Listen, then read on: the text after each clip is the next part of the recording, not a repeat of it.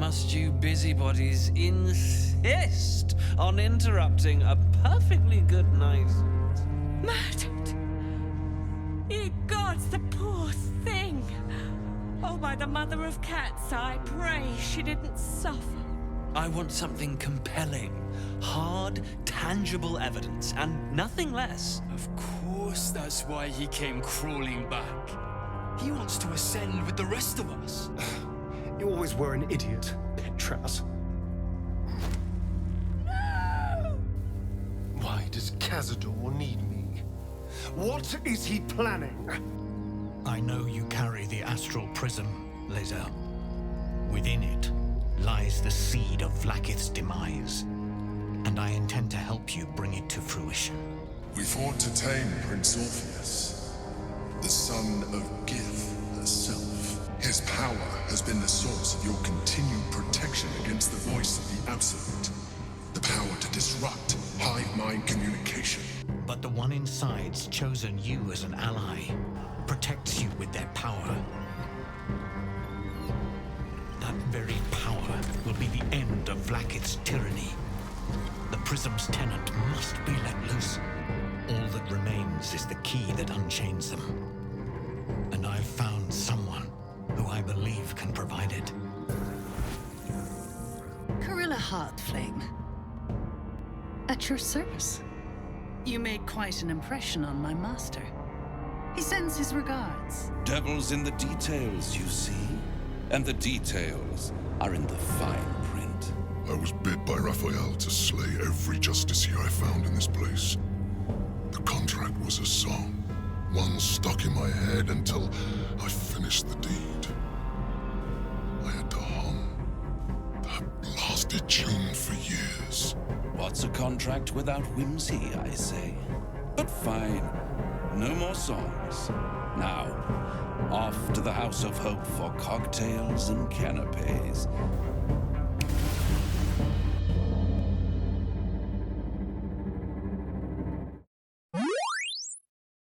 Hello friends, welcome back to my channel. My name's Cinderellimouse and today we're playing Baldur's Gate 3. We're going back to the Sharessa's Caress, this time with Dirge, and we're going to go and try and track down Voss and potentially an old friend, I'm going to say frenemy, that may also be hanging around there that we didn't check out last week. So Cordia though, before we switch over to Dirge, Cordia does have a small mission. I need to say as well, she is also carrying Nyrula now, which is fun. She's not proficient with it, but I don't know. It's a cool weapon. I wanted her to use it. I want to, first of all, go and chat with a couple of people and get a little bit of a reaction on what happened with Astarion. So in the last video, Astarion did run into some of his old nest mates, his coven mates, what do you call it? I feel like it's a vampire nest, right? Where, you know, some of the other spawn that used to be controlled by Cazador, and there's some kind of ritual that's happening. We want to go and check it out, and yeah, we'll see what happens with that later. That's going to be a few episodes away. It's deep in Baldur's Gate, but yeah, let's get reactions. Will? Our very own vampire's the missing pawn in his master's deadly game. Now, how about we go and reverse Cazador's fortunes? Will being so serious, and then Dirge just stood there in the background next to his statue looking all kinky. I can't take it seriously. Okay, yeah, we should go and reverse Cazador's fortunes. We'll do that one day. We'll get to it. I've got my notes about who had something to say. I wish everybody had something to say. I don't know if like something's glitched, but currently only Lae'zel, Jaheira and Will have something to say apparently. So let's go see what Jaheira thinks. This ritual Astarion Spawnkin spoke of. It seems his master has prepared a homecoming. A homecoming. I love her accent. We'll ask about the Harpers probably next week. I don't want to get too like sidelined. Hi Karlak. And then Lae'zel as well. Let's have a quick chatteroony. Full-fledged vampires are not so easily slain. Astarion's master will be no exception. Fortunate for him, slaying monstrous fanatics is a pastime of ours. I might have to get Lae'zel changed. I thought the outfit was fine on her, but I'm seeing a few problems now. Okay, we'll ask about the Orpheus. Well, actually, do you know what? We probably should ask about Orpheus, but let me get Lae'zel changed because I can't cope with whatever's happening there, unfortunately. I might just put her normal outfit back on her. Oh my goodness. She was a bit rude there for a second. I don't know. I wish I had something like cool to put on her, but maybe we'll put this on her again. I guess. It's fine. I don't know. I tried to dress her up. It didn't work. Yeah, let's ask about Orpheus. Listening. Just as a quick recap, because we are going looking for Voss. And so we'll say, I'd like to talk about Orpheus. What about him? I don't know yet. Why did Vlaakith keep Orpheus alive all those millennia ago? The Emperor may be loathsome, but it's right. Orpheus can disrupt a gay hive mind. A talent like that makes the Prince a powerful shield and a powerful weapon. Why destroy a weapon like that when you can contain it in a relic and keep it for yourself? Okay, so at this point, just a really quick recap because I know this game is a lot to take in, and I think a little memory refresh is probably a good thing at this point. So, Vlaakith is the goddess of Lae'zel. She's not a goddess, she's kind of like a semi-goddess. She's a lich queen, so she's kind of like the undying one is what Lae'zel calls her. But she wants to ascend and become like a fully fledged deity. Vlaakith, she seems to have usurped the throne somewhat. Everybody thought that Orpheus was a traitor, and that he had been killed by, I think, Kithrak Voss, the guy that we're going to go and meet. However, it turns out that instead of killing him, he was trapped inside the astral prism that Shadowheart kind of stole from the Githyanki's at the beginning of the story. And he's trapped inside there, and this is what the Emperor is using to protect us from the hive mind. It's basically, he's kind of acting like a bit of a barrier between the elder brain and the absolute and the tadpoles in our heads. This is kind of why we're not so easily controlled. A situation, and so freeing Orpheus could mean that we could basically go against Vlaakith and her control, and possibly take her down and reclaim the kind of would you say kingdom, queendom, the free the Githyanki people from Vlaakith's control. Basically, he's like the true prince. Going seeing Kithrak Voss is quite important and kind of figuring out the next steps there. But yeah, that's that. The other thing that I want to do is go and see the deep gnomes and kind of warn them about what's going on with the flaming fist, because in the last video, when we were trying to get through the gate, the entry point, one of the deep gnomes came and threw one of those kind of like disruptive like bomb things at one of the steel watch to kind of like scramble them so that we could get through. And when this happened, a load of flaming fists were kind of like stood looking down at the beach in the cave where they're hidden, and you know they actually asked us to go and get their leader's head. So this would be like Wulbrenbongle's head. So we didn't agree to do that. And I know some of you would be like, screw that guy. We don't like Wulbrenbongle.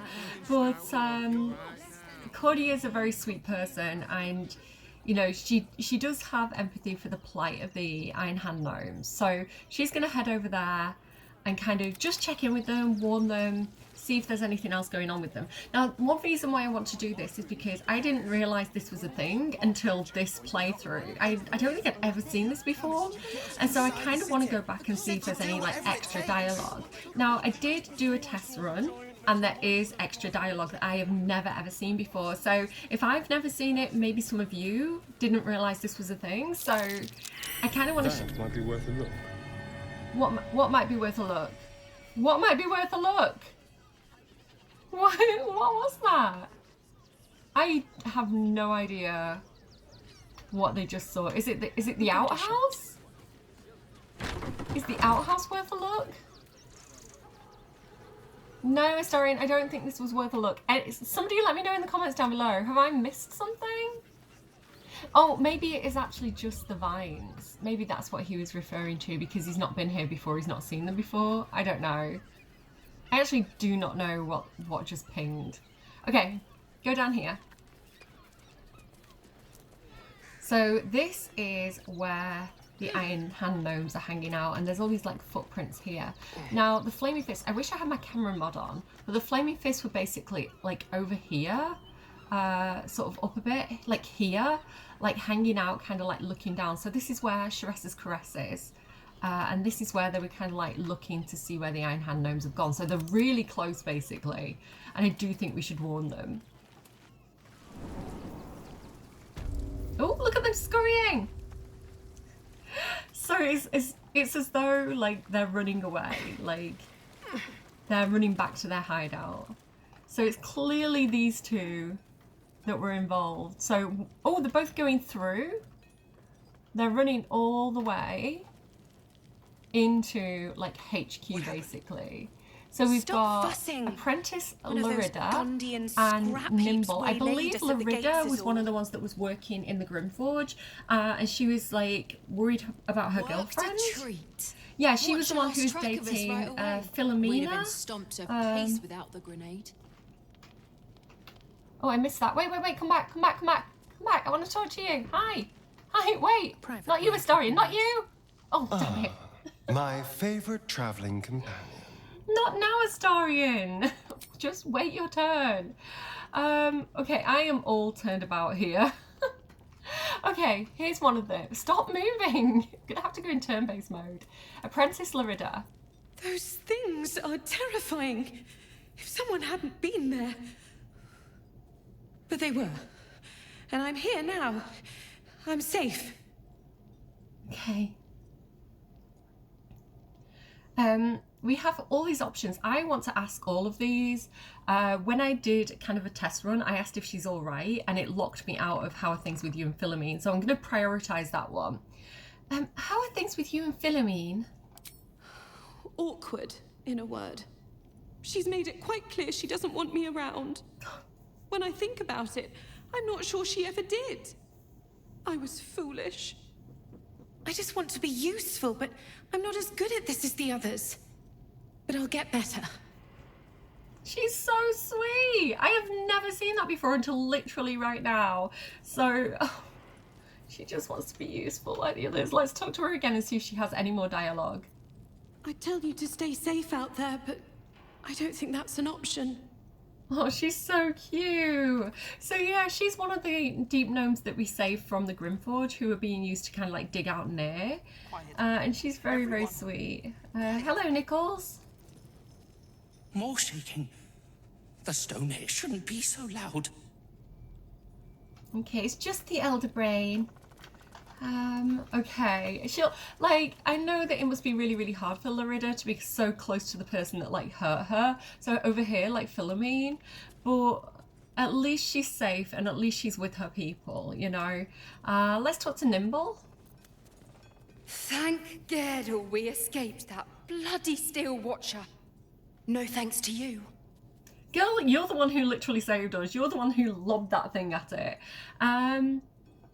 It looked like you had it under control. We did, but we very nearly didn't. Everything's lining up for the Iron Hands, though. Wulbren's about to put his grand plan into action. We've got a lot of options here. I know. In fact, I'm going to be helping with it. I want to ask about Nichols. What's wrong with Nichols? He seems pretty agitated. I don't know. I thought he would have calmed down after we got him away from that place, but there's something else here disturbing him.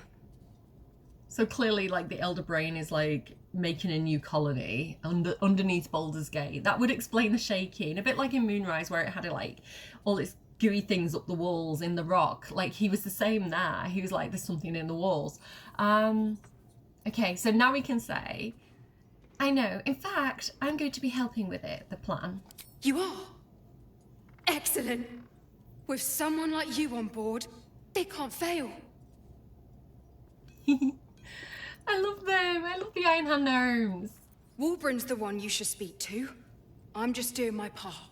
I've already spoken to him. It's fine. I should probably go back and warn him, but let's talk to Philomene first. Where has she gone? Philomene! Oh, there she is. Okay. Oh, no, that's a stool. Back again. You stick around like smoke powder stink. Make yourself useful or make yourself scarce. She's a bit hardcore, isn't she? So in my playthrough, I actually... in my test run, I actually spoke to Philomene and I was able to ask her about... I've forgotten the other... Lyrida. So it seems like you can only ask one or the other. So I'm going to go back and get that footage sort of separately, and I'm just going to insert it here so you can see Lyrida's side of the story with this breakup. So... And if I didn't, I look stupid. Yeah, so it's weird that... I don't know if that's like a bit of a bug, because I feel like the dialogue should be available... Like, all the dialogue should be available at all times. I don't know why choosing the Philomene option blocks me out of the other options on Lyrida and things like that. So, I don't know. It'd be nice if I could, like, ask all the questions. Well, let's just check in and just kind of warn him the flaming fist are on his tail. Careful! Lots of open flames down here. I don't want that bomb close to any of them. What is it? You can... I know people don't like him. I know he's a very, like, rough person to talk to.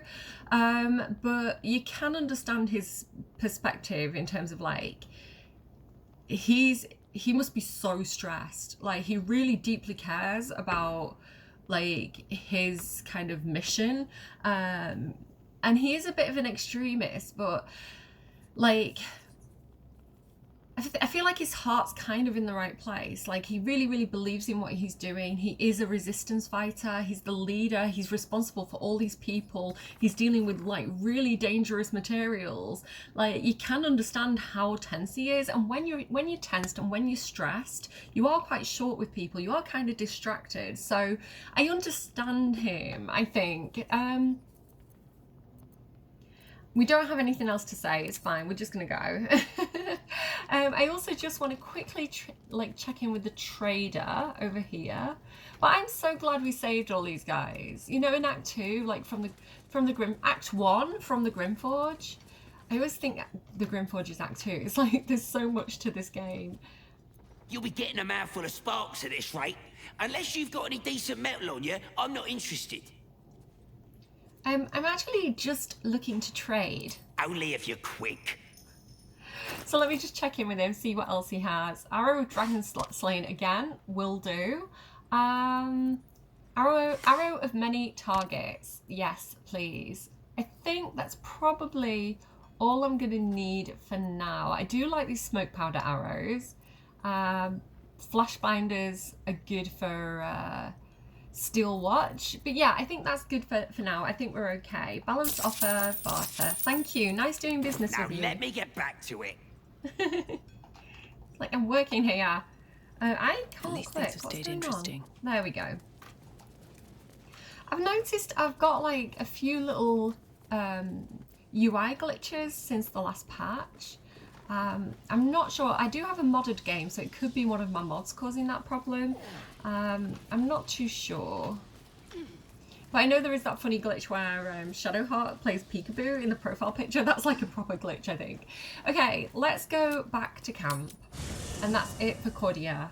And yeah, we'll take Dirge out. I'm just going to get a drink of water and then we'll head out to Sharessa's Caress. Okay, time to head back to Sharessa's Caress. This time we have Dirge, Lae'zel and Karlach, who are taking Gale back to the Sharessa's Caress. Again, we're trying to give him a fun time. We're trying to distract him from Mystra. He's not really into it, but we'll try again. The reason why I'm taking these three people specifically is they all have interesting dialogue for what we're about to do. So yeah, but I'm going to say that we're just trying to entertain Gale because it's funny. Let's go back to South Span of Worms Crossing. Here we go. So we do... There's so much noise here. Let me just see if we're going to get any companion dialogue before we move in. Sorry, it's so distracting. It's so noisy. No, I don't think we're getting any dialogue. That's sad. I thought they'd have something to say. Nope. Oh. I've heard you talking in your sleep. Your mate needs better rest for our journey. And deprive them of the pleasure of hearing my nocturnal postulations? I'd never be so cruel.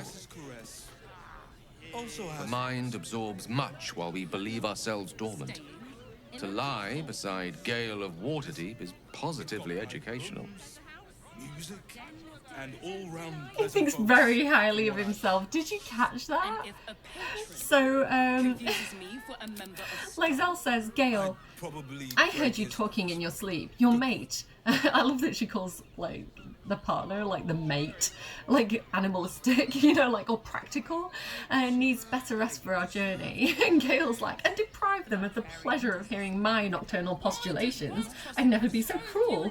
And then he's like, to lie beside Gale of Waterdeep is positively educational. He thinks so highly of himself. He's so funny. Okay. Alright, Gale. Well, I see you denying the pleasure of your company to everyone in Sharessa's Caress. Spoil sport. I understand that you are in love now, Karlach? Wait. I sure am. If there's hope for me, there's hope for anyone. Who are you in love with? Lae'zel? Dirge? Tell me more, Karlach. That's really cute. So that was, am I to understand that you're in love now, Karlach? I sure am. And if there's hope for me, there's hope for anyone. Anything else before we go in there? You're all very, very chatty today. There must be a trigger, like a dialogue trigger here. Okay, let's go back in. We're okay. Okay, hi, Mamzelle. Your pleasure is mine, sweeting. I've heard there are other options for companionship. We're looking for Voss. Nisha, our lovely nymph. But she's engaged in the nymph's grotto on the top floor, sweeting. The client's a favourite of hers, too. I doubt you'll be able to tear her away. But we are blessed to have a devil in residence at the moment. A temporary guest. But he asked that I send any potential clients his way. Everyone who's paid a visit looks quite changed by the experience. I'll bet. So, interesting. A devil in residence, hey? I wonder who that could be. Oh, look. This is a familiar face. It's the woman that saved Dirge when he was kidnapped by Priestess Gut. Priestess Gut in the Goblin camp gave him a potion of sleep. He fell asleep. He woke up chained in like a dungeon in her chambers. And then Corilla appeared out of a portal behind her and killed her and saved us. And she apparently was working for an infernal patron. So she also was hanging out at camp. Or when we had the, I think it was when we had like the tiefling party. She was kind of hanging out near Will on the beach. And then we found her creeping around in the Shadowcurse lands near the Mason Guild. She was kind of like spying on us. So let's see what her deal is. Damn, Hoots. That new batch burns stronger than a pit fiend's fist. I'll take that as a compliment. Take it however you want. But I'll be having my usual from now on. Ugh. Her. Oh. It's Raphael's favorite misadventurer. Good to see you again. Even if you have put me out of pocket. The boss bet me 5 soul coins you'd reach the city in one piece. He rented a room upstairs in the hope that you'd drop by. Oh, Raphael rented a room in the Sharessa's Caress specifically just to see us. I went up there in my first playthrough. I was ready. I was like, companions, everybody stay behind. I'm gonna go and romance Raphael. Let's find out if that happens or not in this playthrough. It didn't in my first playthrough. I was very, very disappointed. Like, team, let me romance Raphael. I don't know why that's my type, but I think that says bad things about me. He rented a room upstairs in the hopes that you'd drop by. What would Dirge say? We do want to talk to him. I'm gonna choose, I'll go see him. We have unfinished business. Yes, you do. And what better place to do business than in the home of the oldest trade? Take your time. Have a drink. Sample the goods. Go see him when you're feeling refreshed. So we can take our time. What a gracious host. I don't know, I feel like they're kind of like, I was going to say buttering us up, but like they're kind of lubing us up for the meeting, you know? They want us to drink a beer, have a loose tongue for this meeting, you know? Go see Raphael. Then I might let you buy me a drink.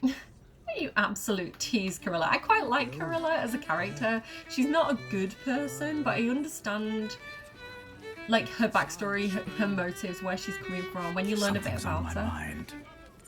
Now, that there's a face I'd remember if I'd seen it.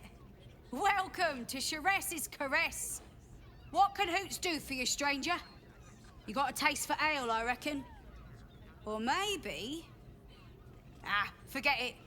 My new brew could drop you in the wink of a spectator's eye. Okay, so that's fun that she's like, I remember your face. He is a Dragonborn, he has quite a unique face.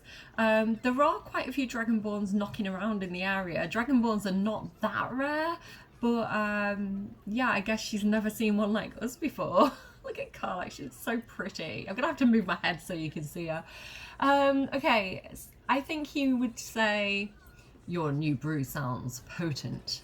I'll give that a try. Cordia didn't want to try it, but I feel like Dirge is up for it, you know? Don't know about that, chum. Hoots Hooch packs a stronger wallop than all 10 of my knuckles. Could beef you up, sharpen your tongue, or knock you out cold. No telling till the first drop hits your gullet. I'll take my chances on the hooch. Damn! The man knows what he wants. First one's on the house. So, don't come bawling to me if your big toes fall off or your tongue coils in a knot. Did you see Eurovision where the hosts, like the judges, did the thing with the tongue? I can do that. I'm embarrassed to try and do it now. I may cut this out if I look awful, but let me try and do it. Let me...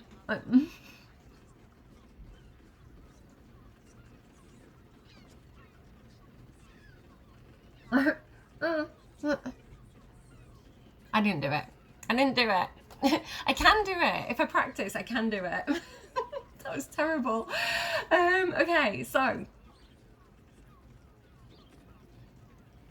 We're good. That's fine. So we've got Hoots' Hooch. I don't know what's going to happen here, so I'm going to save. And then I want to try this thing and we'll see what happens. I don't know if it's like a random chance. I know what happened last time I tried it. It says until long rest.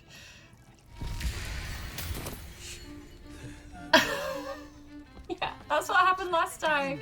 I don't know if it's like a random chance of different things happening, but apparently we're a sheep.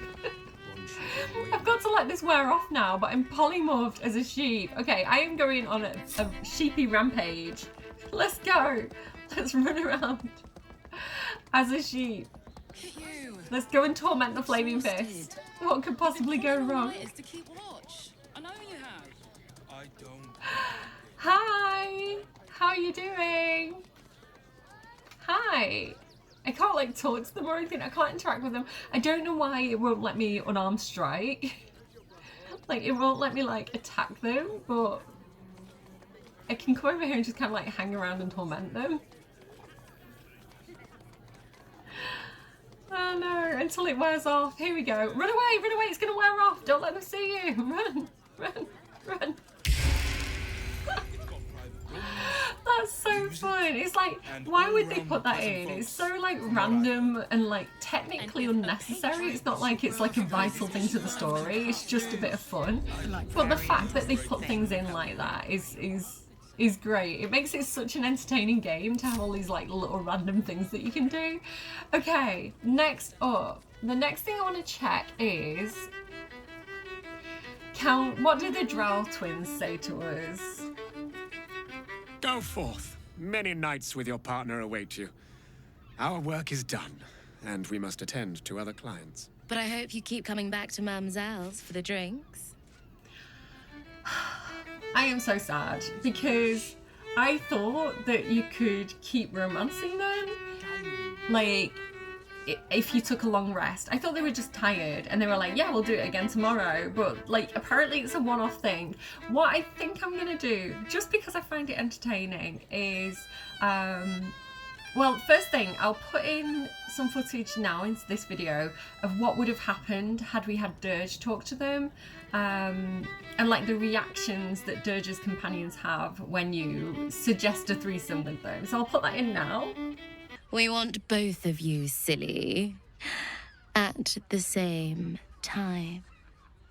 A brother and a sister at the same time? Yeah, no. You do your thing, but that's not mine.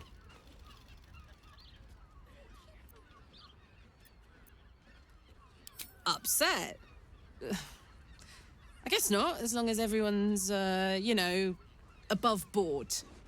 I get the appeal in theory, but the reality makes me want to take a lie bath. I do not share what is mine, and I will not be shared. Good. I don't like to share. Lay a finger on them, and I'll cut you. Good. Yeah, so I just kind of like went and kind of like rewound my save to get that footage. But I also kind of feel like there is one person that I think we should maybe have another night with the Drow twins with, because I think it's really interesting for their storyline. So I think I might do that as a separate video. I was quite surprised that it was an option. But yeah, I'll put that as a separate video, but it's not meant to be like it's not going to be super spicy. It's actually a little bit troubling, but I think it's kind of integral to how I see these storylines developing. So watch out for the second video on that. It will be one of those like 18+ ones, and we'll have a bit of a discussion about what these things mean to that specific character. So yeah, watch out for that if you're interested. Again, I'll just put it as like one of the 18+ videos, like not monetized. Okay, next thing, Valeria. So in the last video we did solve a murder. We did uncover more of this kind of like Barlist plot to murder a long list of people. Actually, I think I have the list on me somewhere. Did I put it? I think I put it inside the rabbit. Yeah. He has all the evidence for the murders inside the rabbit because it's Dirge, of course he does. So is it this bloodstained parchment? Yeah. We've got this list of like the plot. Basically what's happening is the Barlists, who are followers of the god Baal. Again, Dirge is actually, he was the chosen of the god Baal. Like, we know this, right? We've had the cutscenes, yeah, Orin, who has kind of like attacked us, we think, and like she wanted to be the chosen, so she attacked us. So we were a Barlist. We were part of this kind of like murder cult, basically. So I feel like Dirge would technically know a few things about this, but basically to join the Barlist kind of group, you have to murder a number of people and prove yourself, and then kind of go through a tribunal and get admitted into the cult. So that's kind of what we've uncovered by solving that mystery in the last video. Hopefully that makes sense. I explained things so badly. Another case closed, another bottle open. Huzzah to Valeria! Hang on a tick. I recognize that face. You were talking to Yanis after I left the temple. I'll bet she's put you up to something. That was Cordia, actually. He's got face blindness. His face blindness is worse than mine. Like, he mistook me for a, he mistook a dragonborn for a drow. That's how bad he is. Maybe it's just the drink talking. He seems a little bit confused. Yeah, Cordia, I was gonna have Cordia kind of speak to him again because she's been doing this so far, but now that we know it's like Barlis behind it, I feel like it's better that Dirge takes over this. It's more of his kind of ballpark. So, she asked me to find Logan's real killer, seeing as you can't be bothered. Why must you busybodies insist on interrupting a perfectly good night? Debauchery? I know that look. You remind me of Devella. Fine. If you doubt my conclusions, out with it. What have you found? Father Logan's murder is just one part of a bigger plot. A Baal plot. A Baal plot? You as well? Devella's been harping on about Baal for months. Fancies herself something of an expert. I assumed it was just a bunch of conspiracy codswallop and fear-mongering. But she's been unusually insistent about this one, even for her. Fine. I'll bite. What's your theory? We liked it, Devella, in this camp. We've got some really interesting options. Father Baal is letting his children out to play. His acolytes are out running red and rampant. Baal's recruiting initiates to his cult. Committing murders is how they receive an invite. He wanted proof. We've got proof. It's not a theory. Hang on, let me deepen my voice. It's not a theory. I have proof. This document contains information connecting the murders to the Baalist resurgence. No need to wave documents at me. I'm already drowning in paperwork as it is. Constable Devella is going to be a real pain in the trunk about this. Since you seem to be on an obnoxiously similar wavelength, why don't you seek her out? She'll be at the Elf Song Tavern. Show her the list, and I'll stay and inform the Fist here. Oh, and you'll need this pass. It'll give you access to the lower city. There we go, we can just waltz through the guards now. Nice. Problem solved. What are you waiting for? You've a bloody conspiracy to solve. Move! I think Bellaria is a really interesting portrayal of kind of like, you know, people who get management roles but they don't know how to do the job and they're not really interested in doing the job properly, so they kind of boss everybody else around and get them to do the job. That kind of thing, because he's like, I can't be bothered with paperwork, but he's like, where's the evidence? So clearly he's just like, I'm gonna just jump to conclusions and be like, case solved, because I can't be bothered actually investigating it. So what a dick. Not a fan of Valeria. Interesting character. Again, they could have made them a human. They didn't. They were like, we're gonna animate and like do the model for this specific creature that you're only gonna see once in this entire game. Well, not once, but on one character. Okay, next up, where do I want to go? I think we should probably head to...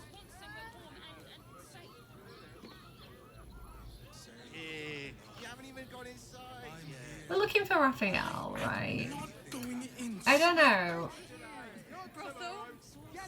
The Drow twins weren't interested in us. We are trying to get Gale laid, so maybe we do check in on this this nymph and just see if, you know, they are as busy as Mamselle thought, or whether she is open to a little bit of extra business. Because you never know, they might be Gale's type. He hasn't seen them yet. I know I'm being a little bit toxic. Don't at me. It's the comedy of playing this game.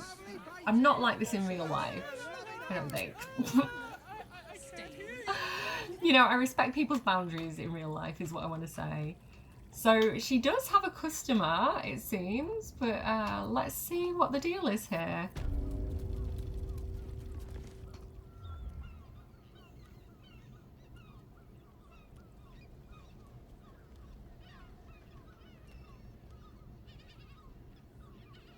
Tell me, am I beautiful? More than beautiful. You are the aurora stretched across the north skies. You are the golden dunes swept across the Kalim. You are the fruit of the forbidden palm, soft on my skin, sweet on my tongue. You are my sin and salvation. Hi, sorry, didn't mean to disturb you. Your parasite stirs, and you gaze at the nymph through the flaming fist's hungry eyes. Your muscles shiver with her longing. Your skin burns with her heat. What's wrong, Jara? One of us. What are you? Wait, I know you. Okay, sorry to ease the tension of this moment a little bit. I wanted to talk about the nymph and, you know, being in a place like this and kind of like telling people what they want to hear. I think she believes it. I think she's because, right, when we spoke to Mamzelle, Mamzelle was like, she's in with one of her favourites. I don't think she'll want to be disturbed, or I think she'll be busy for a while or something like that, she said. So, like, the fact that she is one of her favourites, you know, I think she's genuinely into her. Anyway, you'll see more as we keep playing. So yeah, she's tab-holed.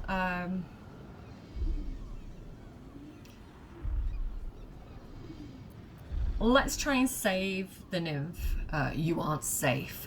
Get out of here. Now. I don't understand. What's... Your face. The Absolute has shown me. Jara, what's going on? Who's this man? Gather. Prepare. Become. Your head screams in agony. The change has come. Pustules boiling beneath your skin, your bones twisting, your flesh rupturing. And suddenly, silence. What's happening?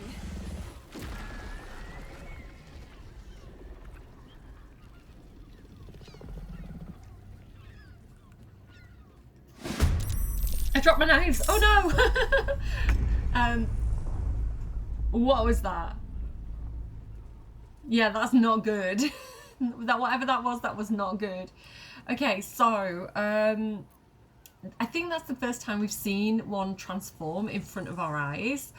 We met the one that was in the windmill that had already transformed, but yeah, I don't think we've seen it right up until this point.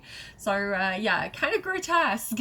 I'm sorry that happened to your friend. It would have happened eventually, right? And it's better that it happens now when we're here to deal with it than if you were on your own with her, quite frankly. I'm sorry that happened. I'm sorry that we triggered it, but listen, it was going to happen at some point. So, Dirge then, in that case. Let's, have we got... Oh, we have advantage, so we can sneak attack. Sweet. One down. Let's go again. We're just going to go in with a normal shot. Good job. I'm going to action surge and get my 2 actions back. And I'm going to main hand weapon attack. I've got Booming Blade, so I'm going to go ahead and use that. Death won't take me yet. Because my swords are actually pretty decent. I've got the Sword of Life Stealing and the Knife of the Undermountain King. So getting up close and personal with this thing is not a terrible idea. Dirge did it. a one-man job. I reckon I could solo mode this. I don't know. I don't know if I could like honor mode solo it. I think I'd probably need to like, I'd probably dishonor mode. I reckon I could dishonor mode solo this game at this point. Let's see if it had anything on it. It has a ring. A blood drop ruby sits at the center of this ring. I feel bad taking it. I'm just going to leave it. But let's talk to this lady. I'm sorry we made a bit of a mess of your bedroom, lady. Hells. I'd heard tales of mind flayers. Talons sharp as daggers and tentacles yet more fearsome. But no tale did justice to its ethereal beauty. It floats like a butterfly. Its blood shimmers like silver. Yeah, I thought she'd be more upset. I thought she liked her.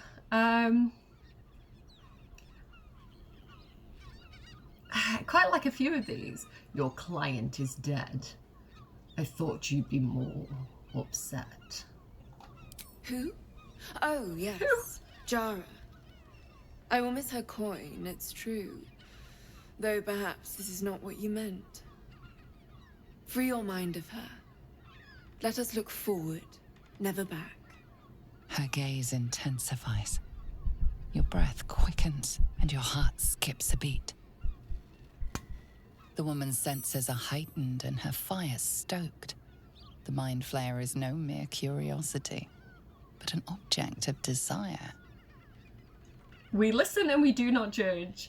I can't judge because in my first playthrough, you know, people say like fight, flight, fawn. You know that scene, I fawned. So I'm panicked quite a bit. I'll talk about it more when we get to it. If we get to it. I don't think we will actually in this playthrough for reasons. I'm not one to judge, but desiring an extra planet in our being like that is peculiar. I mean, he's a warlock, but he's a warlock of withers, so we don't see it. We're not judging. Let's just... I think we're going to say the warlock one. I don't want to like be like, oh, you're horny, aren't you? Like, it's a bit creepy. I'm not one to judge, but desiring an extraplanar being like that is peculiar. No desire is peculiar. It is instinct, and instinct never lies. But perhaps there are other flavors that might satisfy my palate. She's just genuinely excited for all shapes and forms, I think. What did you have in mind? Rapture. Close your eyes and listen.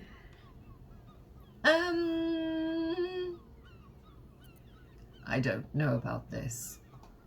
Shh. Free your mind. These are not the druids you're looking for. Close your eyes and listen. You see only darkness. Her voice shines through it, warmer than the sun, yet cooler than night. The all-being. Here, there is no suffering. Here, you want for nothing. Here, you are anything. You have one word. Tell me, what will you be? I actually really like what she does, and I can totally understand why her service would be popular, because like along with her kind of like nymphy magic and her way with words, you know, getting to the root of somebody, getting to the root of their pain, their insecurities, whatever it is that they need, and tapping into that and being able to ease that and validate them and give them reassurance in that way. I could see that she has people who come back and back and back and back. Like, she's basically giving free therapy in these sessions. I don't even know if she woohoos. I think she just mind melds people. What would Dirge want? My redemption dirge, I could totally see why people would pick revered or powerful. My redemption dirge wants his mind back. He wants to be able to control his own actions. So he would pick, I wish to be sane. You are sane. Time dances on in sequence. The winding path of time evens and becomes straight. With a quiet head, you can once again hear the song of the birds and the wind in the grass. You pluck a flower, and it does not bleed. Your flesh shivers, your heart bursts. True ecstasy for one fleeting moment. Open your eyes. It's like a drug. I'll remember you, and you'll remember me. Yeah, that's like a drug. Imagine like feeling that way and then it's gone. Like she's gonna get repeat customers. Okay, nice to meet you. Thank you for the inspiration. I'm gonna see if you've got any nice clothes that I can steal. I'm gonna take your money as payment for like saving your life, you know. We'll leave the autumn crocus. In fact, do you know what? R.I.P. There you go. Any other cupboards or anything in here? I don't think so. Can we go out here? Give it a shot. So, ooh, she has beautiful views. I'd want this room. You get to watch people coming and going, like who's arriving, who's leaving. You've got these like absolutely gorgeous views. You can see Rivington over here. You can see all the ships coming and going. Like this girly has the absolute best balcony. Yeah, clearly she makes money for this place, you know. Anything else that we want to grab while we're in here? Maybe we just have a quick dip in here because I don't want to show up for Raphael covered in blood and whatever's inside mind flayers. And there's like a shell here which I might take for Shadowheart because she likes collecting shells. Anything else? Longsword, leather armor. Oh, so the stuff that she was a flaming fist as well. Archducal coronation admission pass. This pass grants access for bearer and entourage to Worms Rock Audience Hall for the ceremony of Lord Gortash's elevation to the Archduke of Baldur's Gate. Yoink! So now we've got a pass to get to the lower city and we've got a pass to get to the coronation. So that's going to make it a lot easier to get past the guards. Right, on to Raphael. I'd save, but I think there is a save point here. So he's in this room right here. Let's have a read. Devil's Den. Devil's Den.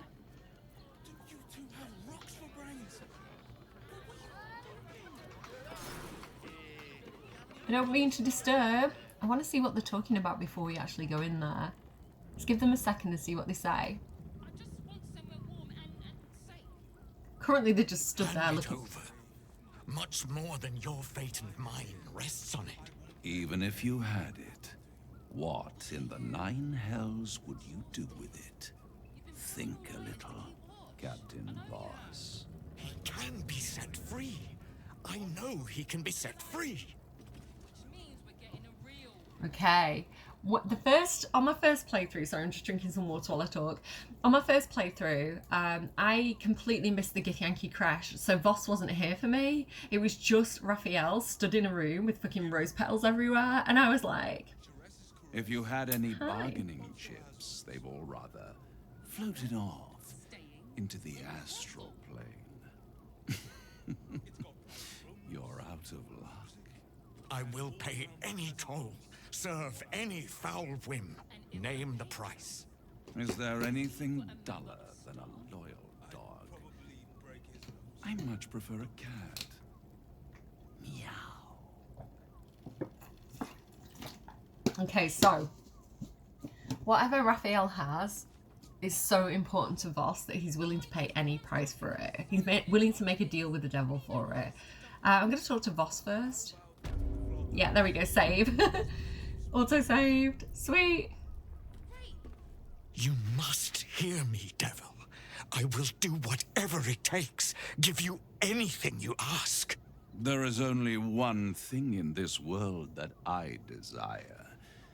You do not have it, and you never will. The Kithrak? What deal would he make with this devil? You must help me, Raphael, for the sake of my people. Hush now, Voss. These guests may not know it yet, but they want the same thing that you do. And unlike you, they have something of value to offer in return. Lae'zel, Talak Magir. The devil holds the key to freeing the Gith people. Right here, right now. You could seal our fate. Whatever you discuss with this devil, I must hear of it. Find me below in the tap room, once you're loosed from his claws. Wait, don't go. Stay with us. Don't go. We need your advice. You know things better than we do. I'm glad you came. Not to my door, not yet, but to the final reckoning. One more thing before we begin, though.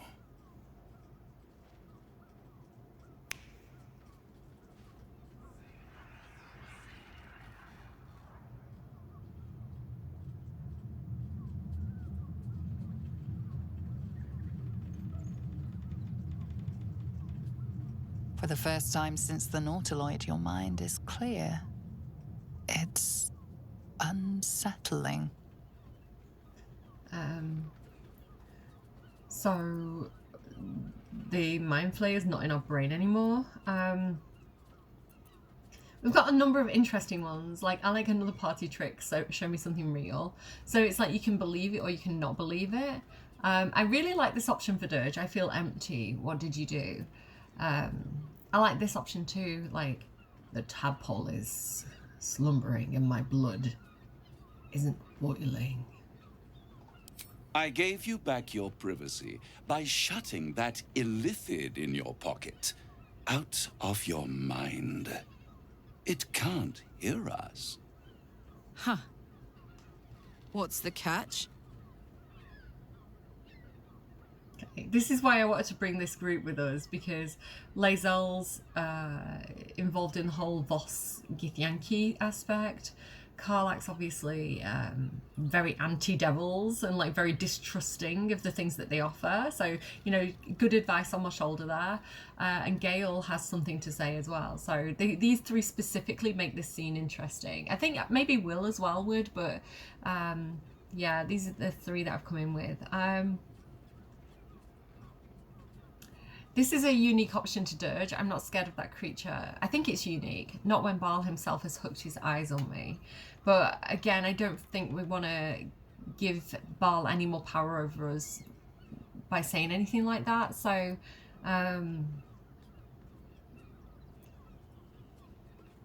clever, but when we first met, you promised me a cure.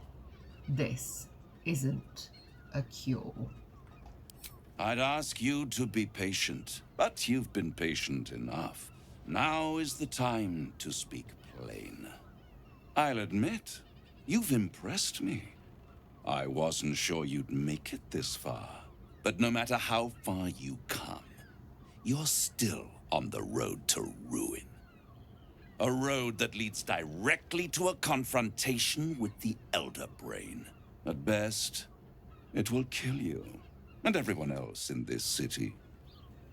At worst, it will assimilate you, and you won't have enough free will left to even wish you were dead. Oh, Dirge wouldn't like that. You have the key to destroying it in the palm of your hand, though. My dick. Sorry, it's the Sharessa's caress. It's bringing it out of me. What would Dirge think he was talking about?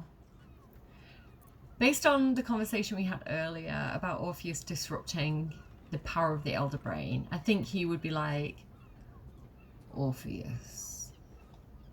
Very perceptive. Yes.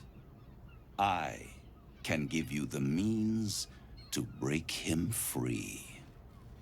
Speak, devil. We're listening. Go on. The Orphic Hammer.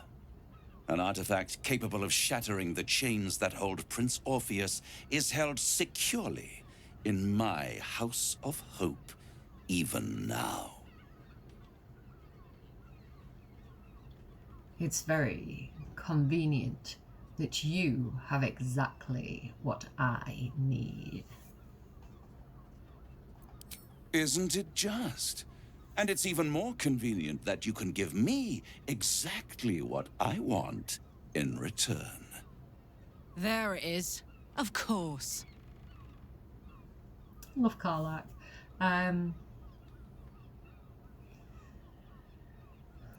Just tell me what you want.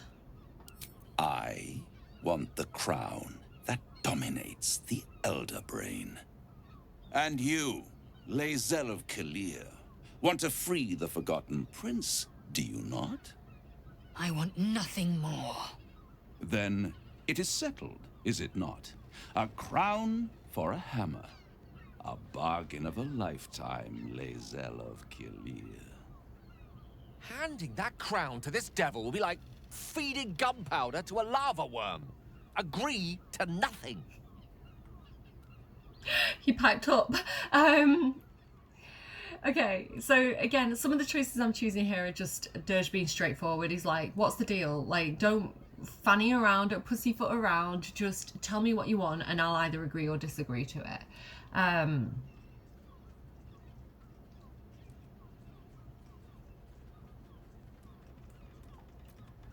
Why does he want the crown, right? So he's not going to say I'm tempted. He's just going to say, tell me why you're so eager to get hold of the crown. I have craved it ever since the arch-wizard Karsus created it, long centuries ago, and brought doom to the Empire of Netheril. That was the great age of humanity, and Netheril's flying sky cities were the apex of civilization. I was there the day it all fell apart. Entire cities plummeted from the sky like angels with broken wings. Nice metaphor for a devil. The screams. Oh, the screams. Hundreds of thousands of people watching in horror as the ground came up to meet them. It was not a happy meeting. And Karsus was responsible. Not driven by malice, but by ambition. He forged a crown imbued with all the powers of magic. A crown that would make any who wore it a god. Men cannot contain so much power. The crown destroyed its creator, and his empire fell with him. Karsus's folly, the bards and scholars call it. I call it hope. The hope of creating a better world, and the perils of unchecked hubris. I knew then that the folly of mortals could be the triumph of devils, and that I could use that crown to unite the Nine under one Archdevil Supreme. Me. Zariel wouldn't like that much. But even I'm not so desperate to spite her I'd put the hells in this bastard's hands. Can we get some, like, Raphael reads audiobook type situations? Like, can he read, like, The Secret Garden to me? Can he read, you know, Alice Through the Looking Glass to me? I want bedtime stories by Raphael, please. Someone do a series of books. Okay. I'm sorry, I'm distracted by Lae'zel's underboob. I like this outfit on her. She's so hot. Okay. I got distracted. I'm sorry, Raphael. What did you say?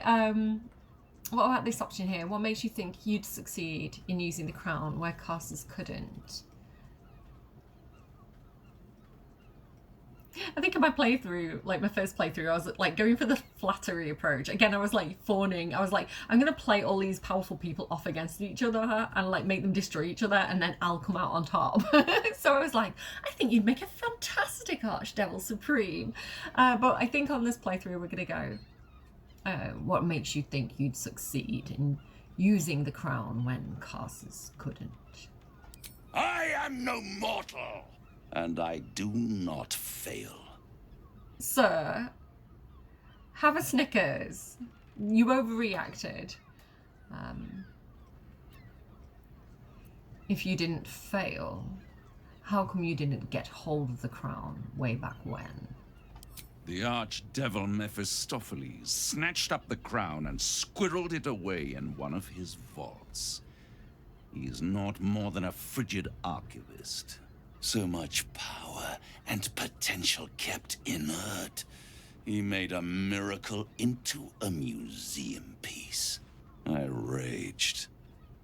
But only for a decade or so. Then I waited, ever watching for more than 1,000 years. For a mistake, a mishap, a misadventure.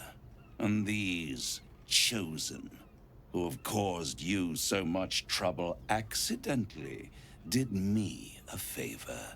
They brought the crown back into play.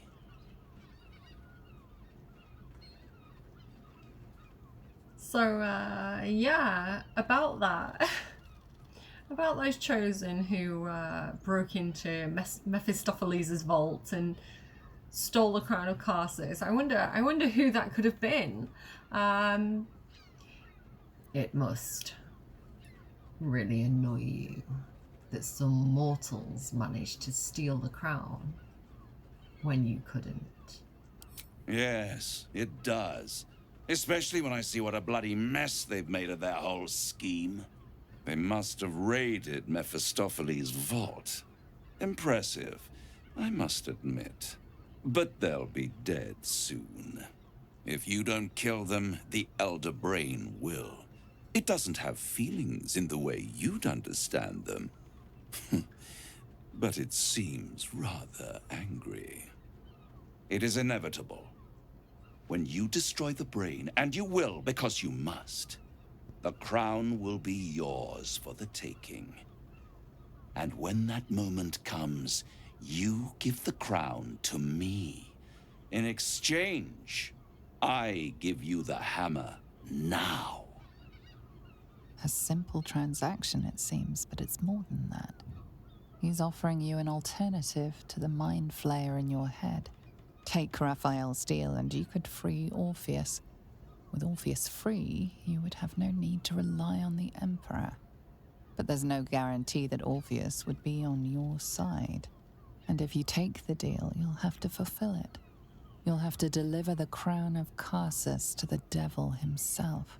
He claims his ambition is to unite the Hells, but can he be trusted to stop there? Do you trust him more than you trust the Emperor? Yeah. Skvar! We should do as the devil asks. The Prince of the Comet must rise again. So Dirge does not trust the Emperor at all.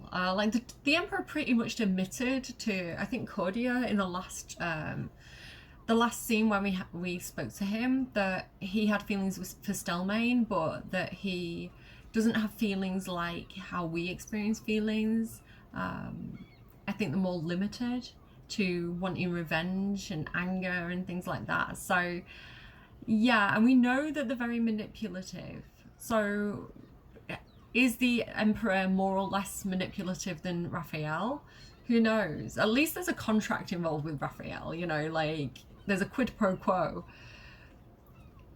Dirge isn't into the idea of working with Raphael too much. He doesn't trust him with this crown of Karsus, but he's like, that's a problem for the future, right? Like, and there won't be a future if we don't stop the Elder Brain. And freeing Orpheus does give us control over ourselves, right? Without the Emperor manipulating him, which Dirge really hates. He doesn't like the idea of people manipulating his mind at all, because this is what like Baal's doing to him. He wants his own mind. And so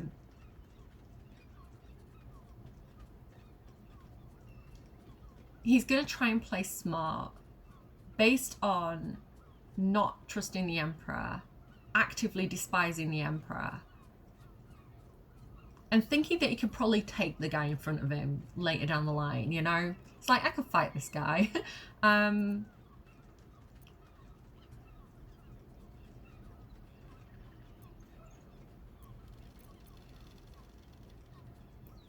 If I agree to this deal, where do I sign? What? You can't be serious. Right here. You'll find everything is in order.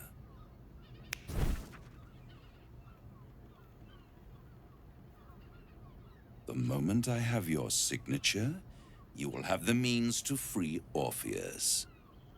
The hammer. You guarantee the crown will be mine once the brain is defeated, and I swear that I will never use the crown to dominate a mortal. Okay, interesting. So another thing as well, Dirge would be thinking, okay, we've got Lae'zel with us, right? I know Karlach's against it. She doesn't trust the devil, but I don't trust the Emperor. Like, I being Dirge, right? Lae'zel really needs to free Orpheus. This is for the future of her people. Like, this is so important to her. We've got Gale. Now, Gale is a nerd about these things. He loves the Karsus lore. He's fiddled around with Karsus magic himself, right? And, like, this is what created the thing that's in his chest. I'm like, we've got a pro here. When we get hold of this crown, I feel like Gale's going to kind of know what to do with it. So these are all the thoughts that would be going through Dirge's head at this point. Again, I know the story almost inside out, right? I know a lot about different things. So I'm just trying to be in character of what Dirge would do in this moment. My Dirge, at least. Let's just read the small print here. So he does say, Raphael says, I swear that I will never use the crown to dominate a mortal, which is all well and good. We love that. But if he's controlling all the devils in the 9 hells, that doesn't bode well for mortals should Raphael wish to go to war with us, right? So, yeah.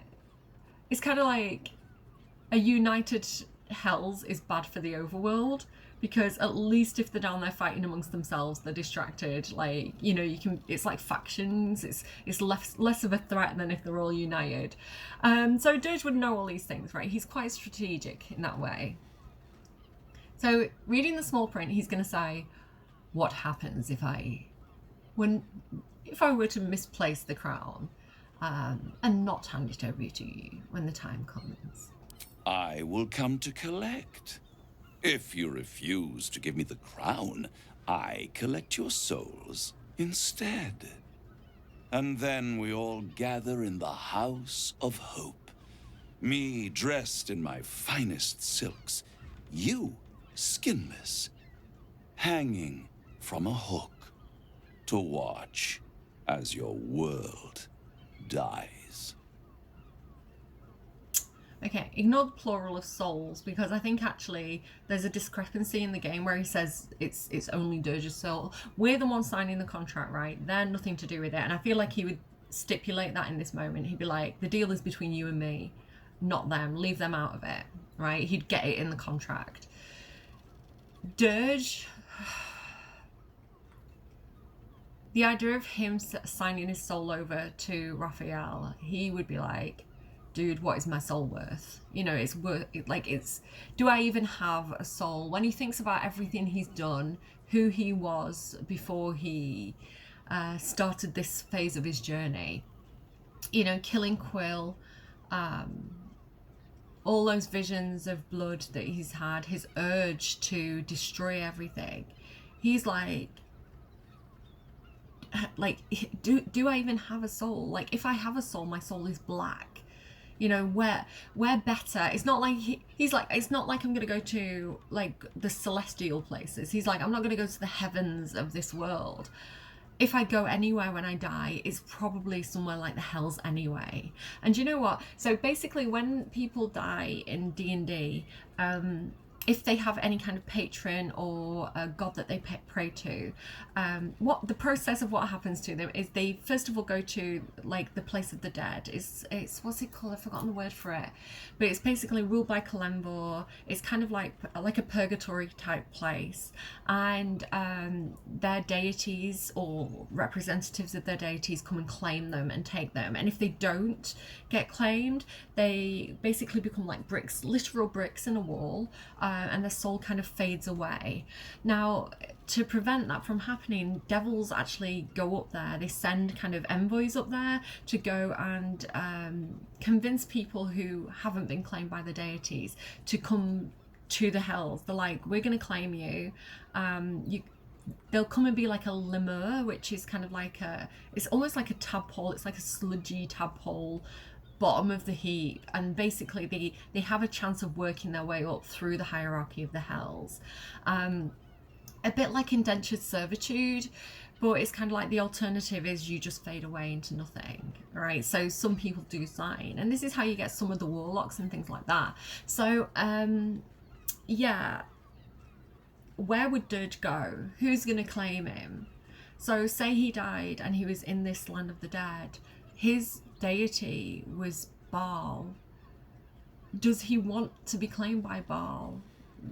His greatest hope so far is just to rot away as a brick and do no more harm. So if those are the options that are on the table for him in terms of where does his soul go, maybe the House of Hope isn't the worst alternative. And he's threatening him with, like, you know, you're going to be skinless hanging from a hook. Dirge just had so much body trauma. You know, if you think about all the experiments, like what Orin did to him, all the experiments that were done to him by Cressa Bone Daughter, like, his body's a mess. He's used to that, right? He's used to that physical gore. So it's not a huge threat to him like it would be to someone who hasn't ever experienced that. He doesn't value himself. So if he's like, do you know what, my soul for saving the world, possibly handing the crown over to someone like Gale, he's signing that contract 100%. Doesn't trust the Emperor. Like, yeah, this is a good deal for him. And part of his redemption arc as well, self-sacrificing in that way, I feel like, you know, he's like, I'd be happy down there because I know that, like, Lae'zel is up there with Orpheus fighting to save her people. Damn right he's signing it.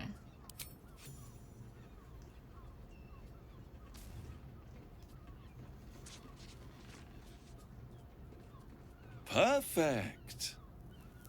One more rhyme, for old time's sake. The master was slain within his own house. They dined on him both, the cat and the mouse. The hammer is yours. You will find yourself in Orpheus's presence before the end comes. When you do, shatter the chains that hold him. Got it, boss. Be sure to keep the hammer safe until then. Your survival depends on it. And I'll keep your contract safe in my House of Hope. I'll be seeing you. And when I do, we dine. Wherever this House of Hope is, we need to go there immediately and destroy that contract. We must speak with Carilla. If anyone knows the way, it will be her. Gale, not all your thoughts need to be spoken out loud, okay? Can't say that right in front of him. Right, basically, everyone has something to say now. Everyone wants to talk. And we will get to it. We will have those discussions.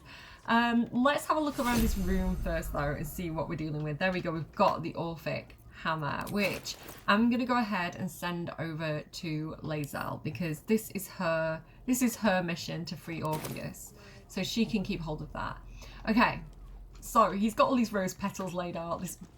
I was ready. I was like, shut the companions out of the room while I have a chat with Raphael. I thought I was going to get my Raphael romance moment, but apparently not. He's got all this nice wine. There you are. I thought I'd lost you. Something was blocking me from hearing your thoughts. About about that.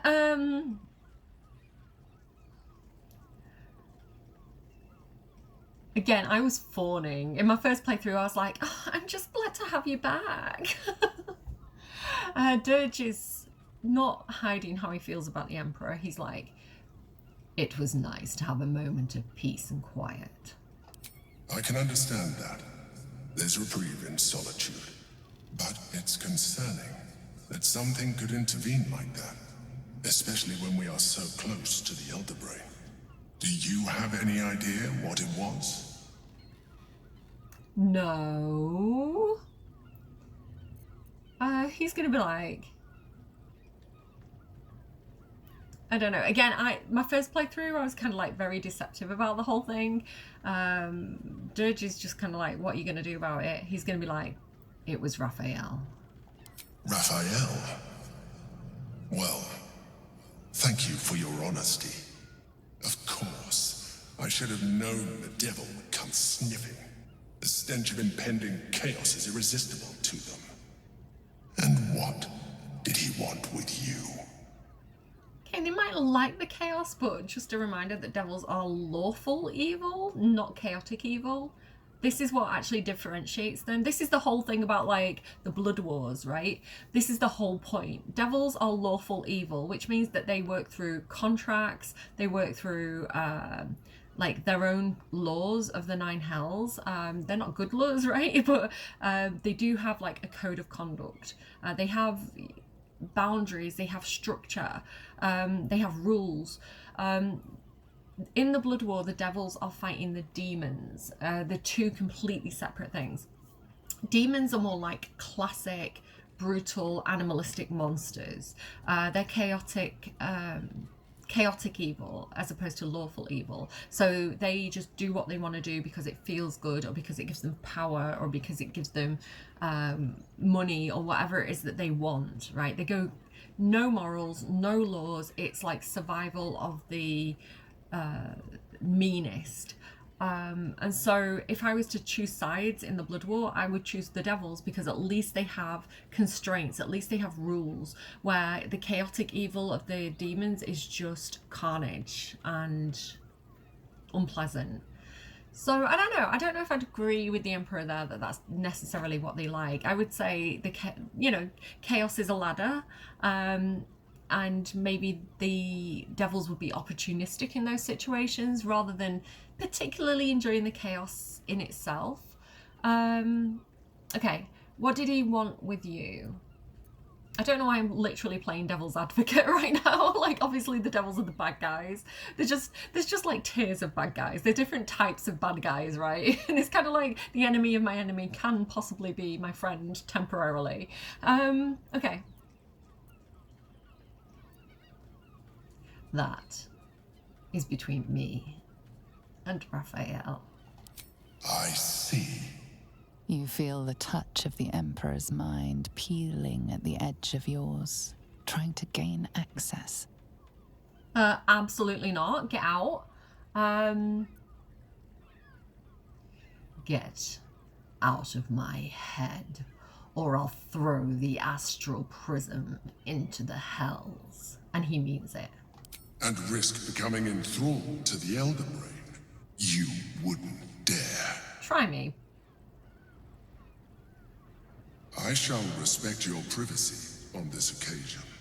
Good choice. But know that if you have jeopardized our mutual project, I will be forced to reconsider our alliance. Now come. We have an Elder Brain to destroy. Well, about that. Yeah. Let's keep moving and see what else we can find here. Anything in here? He doesn't mind us poking around either. And my suspicion is that he has, this is all part of his plan. Like, look at how carefully laid out these letters are. It's like part of his plan to kind of like, we know he likes to create a stage, right? We know he likes to frame things a certain way, create a scene. He talks about this in his dialogue.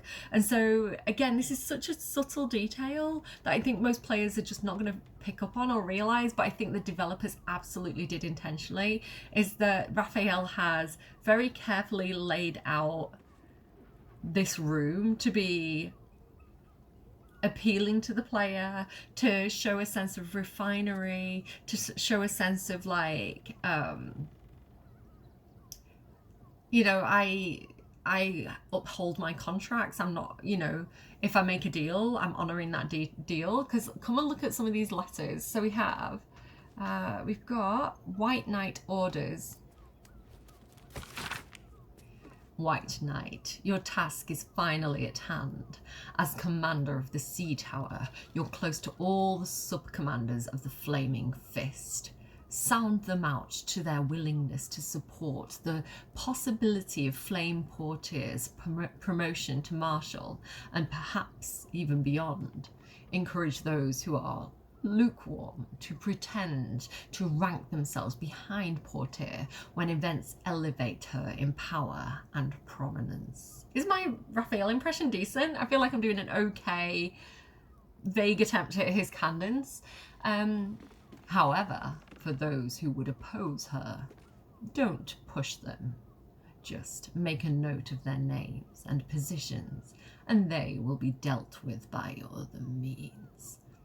This will cancel your debt and doubtless line you up for greater responsibilities as well.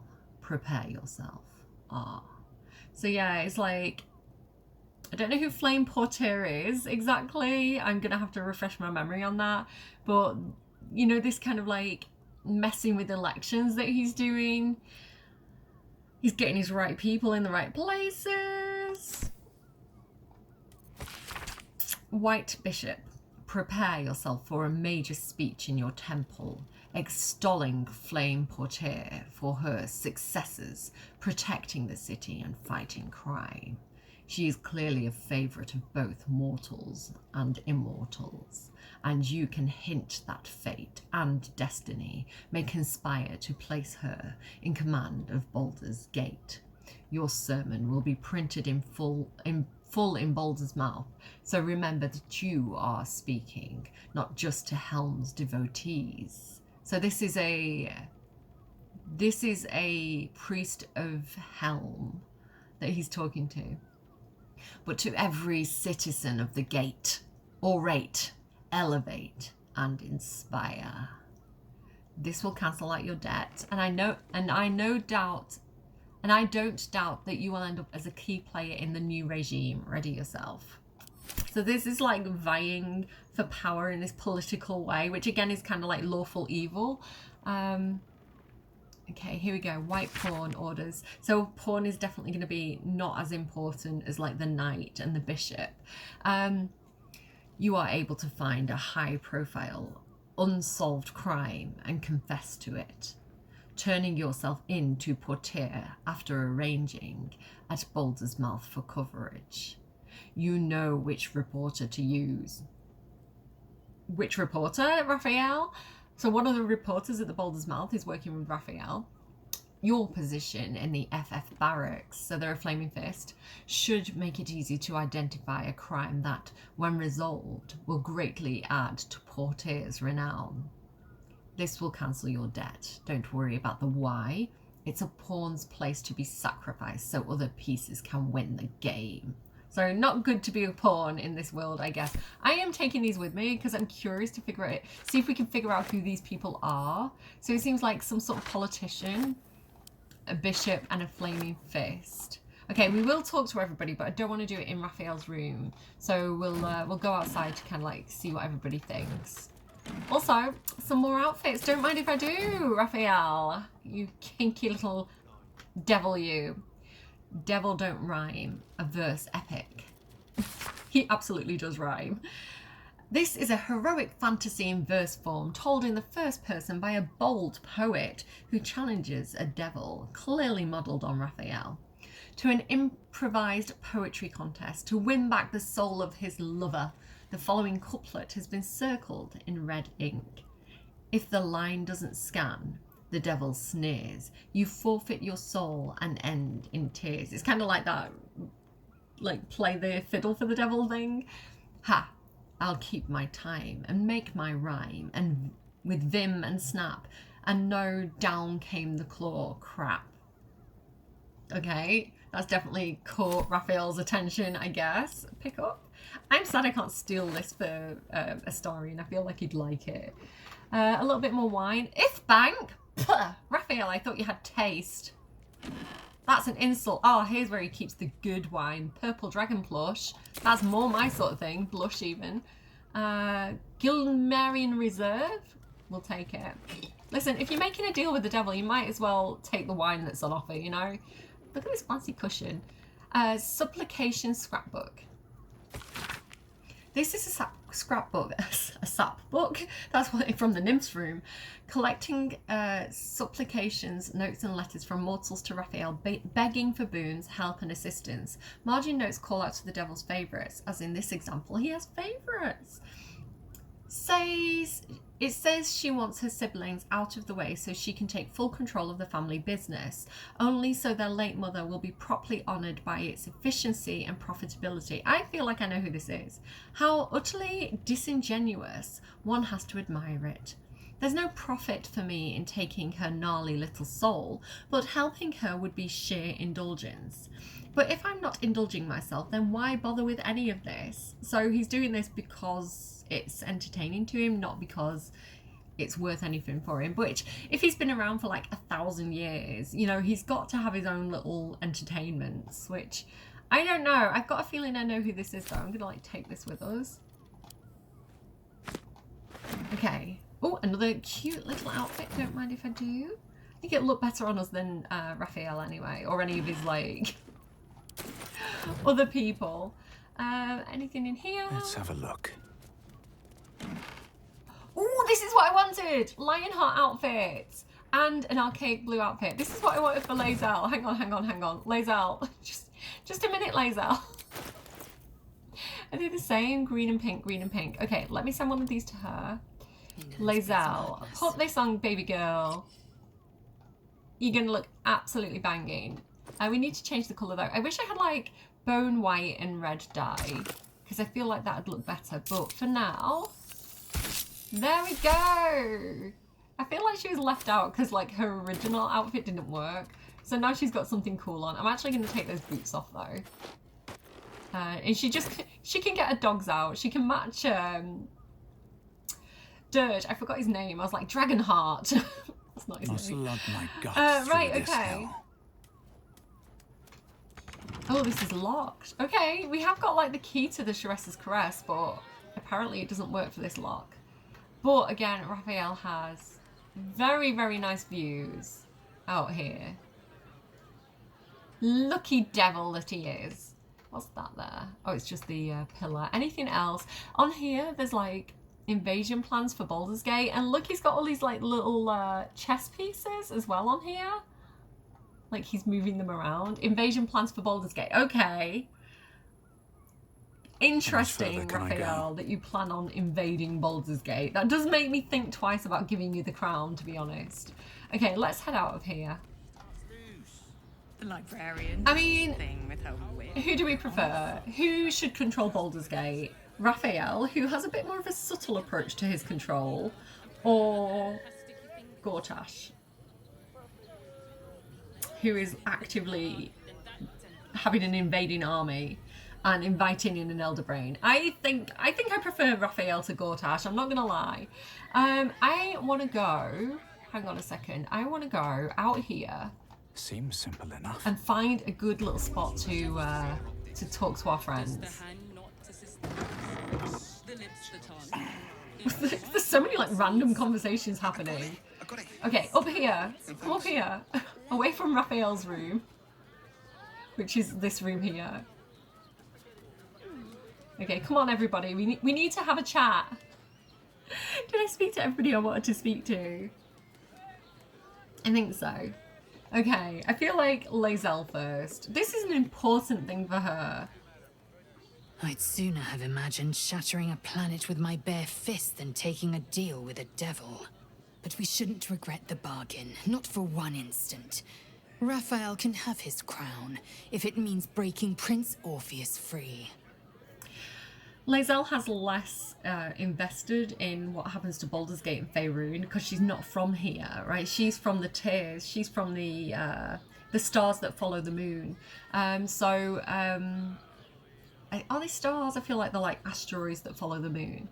So yeah, she's from the astral plane. Like she's like, I couldn't give a shit what happens to this place as long as my home's okay, which is not the best, but I can totally see where she's coming from. We'll figure things out, is what Dirge is going to say.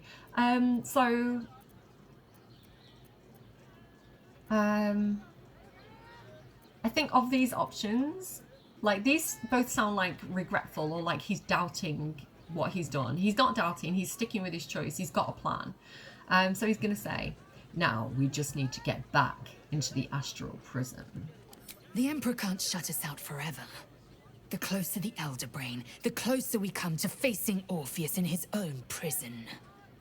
Now, to the Cerberry's Caress taproom. We must tell Voss the news. Don't have to tell me twice. Back to the Cerberry's Caress. Okay. What are you doing, Gale? He's practicing his moves for, like, if he actually does have a moment with the Draw twins. Okay, next, I think I'll talk to Gale. You'll have to forgive me, but I'm struggling to understand why you'd agree to just hand over the crown. Especially for a bloody hammer. Yeah, I get it, right? There's the crown of Karsus is incredibly valuable and magical and powerful. Like, it can literally turn a mortal into a god. I understand that is a powerful instrument, but, you know, we're not going to get the crown without the hammer. There's like a chain of events here that we need to follow. Like, we can, honestly, between you and me, if you play, like, you playing the game yourself, like, you haven't got this far and kind of you're looking for advice, you don't have to take the deal. You don't have to have the hammer, right? You can leave Orpheus where he is and still complete the game. There's like a lot of different routes that you can take, you know, and it's totally up to you what you think is the best course of action. In this playthrough, I want to do as much as possible, and that does involve releasing Orpheus, probably, maybe, we'll see. We'll see who's making the decision on the day, Dirge or Cordia. So yeah, especially for a hammer, what do we want to say? This sounds like he wants to do evil, so I'm not going to say that one. This is what he's going to say. This is the truth of it. That was like, Dirge is willing to sacrifice his own soul and break the deal and not give Raphael the hammer. He has no intention of doing that, to be honest. He's probably going to give the crown to Gale at this point. Don't worry. I said what Raphael wanted to hear. I have no intention of giving him the crown. And this is called delegation. This is a good boss who knows, like, what each person on his team wants to do. You know, Lae'zel needs the hammer. Gale is the man who understands the crown, and, you know, like, he can take responsibility for that. You know, Karlach has doubts. We'll talk to her in a minute. Yeah, don't worry. I said what Raphael wanted to hear. I have no intention of giving him the crown. I'm glad to hear it. But you realize we can't just tell him we changed our minds. For now, our plan must remain the same. We go to Sorcerer's Sundries and learn about that crown. And pray the devil doesn't get there first. Oh, don't keep shouting your plans out loud, Gale. Use the tadpole. Tell me mind to mind. Actually, don't, because the Emperor might be listening. Okay, going to Sorcerer's Sundries and finding out more about the crown seems like a good idea in this situation. Like, we'll take the nerd to the geek shop. It's fine. Karlach. In here I thought you had half a brain. How wrong I was. You signed a deal with Raphael. What were you thinking? I actually love how offended she is by this whole thing. And it comes from a place of love, right? It comes from a place of, one, knowing how awful it is to be in service to a devil like she was, involuntarily. And her outfit's a little bit weird as well, look. Oops, just ignore that. And secondly, that she's worried about him. She's worried about what this means for him. Like, look what happened to Will, you know, being in this pact with Mizora and being turned into like a semi-demon tiefling type creature. Like, she knows that this is a bad situation. Like, she has our best interests at heart. So her anger is coming from a place of, like, fear, basically.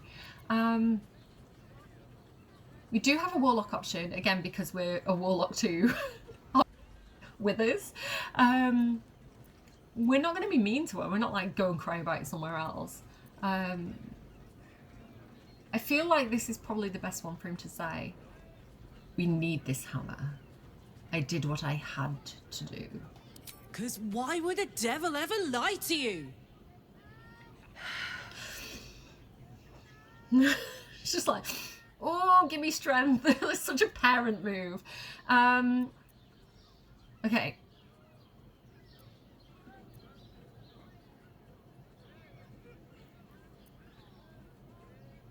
It was the only way to get what we needed. It's not the only way to get the... there's other ways to get the Orphic hammer, just to let you know. But in this case, it was the only way to get what we needed. I made the sacrifice, and I'd do it again. A bit like Will, you know, Will says, I made this sacrifice because I was able to protect my city, and I don't regret that decision. You know, he said this himself. So a similar thing, like, Dirge is like, my soul means nothing. I'm willing to sacrifice it. It wasn't the only way. It was the only way Raphael told you about. He just wanted to get you under his thumb. And it worked. As long as he has that contract, he owns you. I won't allow that. I love her. She's so protective. And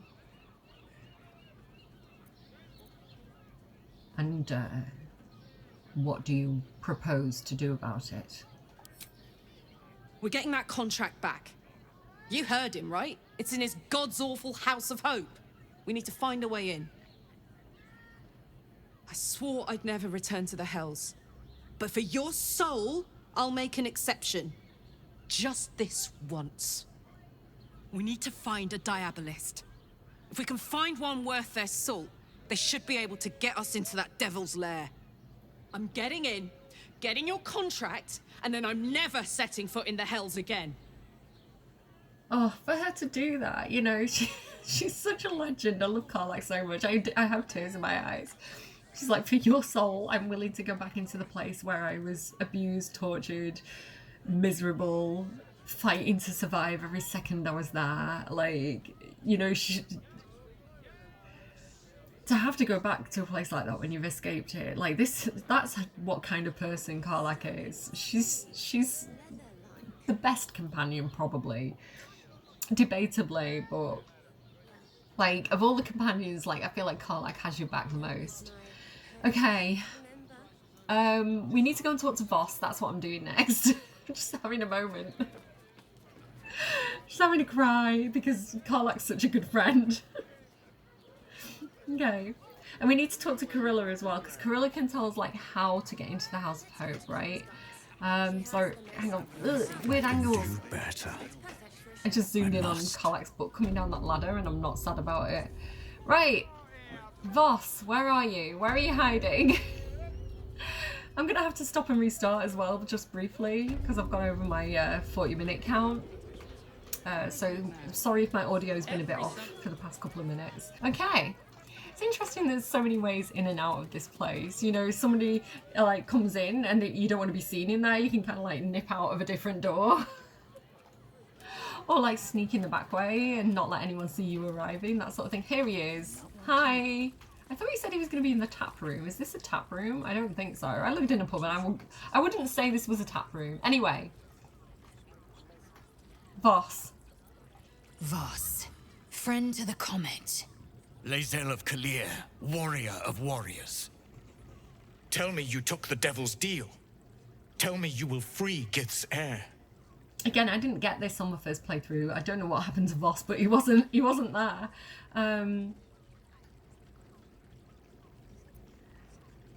We can deceive him. I don't think there's any need. We're just going to show him the hammer. We're going to be like, here it is. Lae'zel. So you made the deal with Raphael, after all. Fool.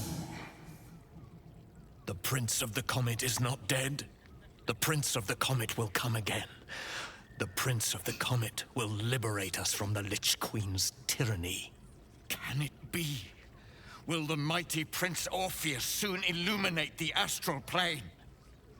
Gith's son will soon ride against Vlaakith, Voss, and I will follow him into battle.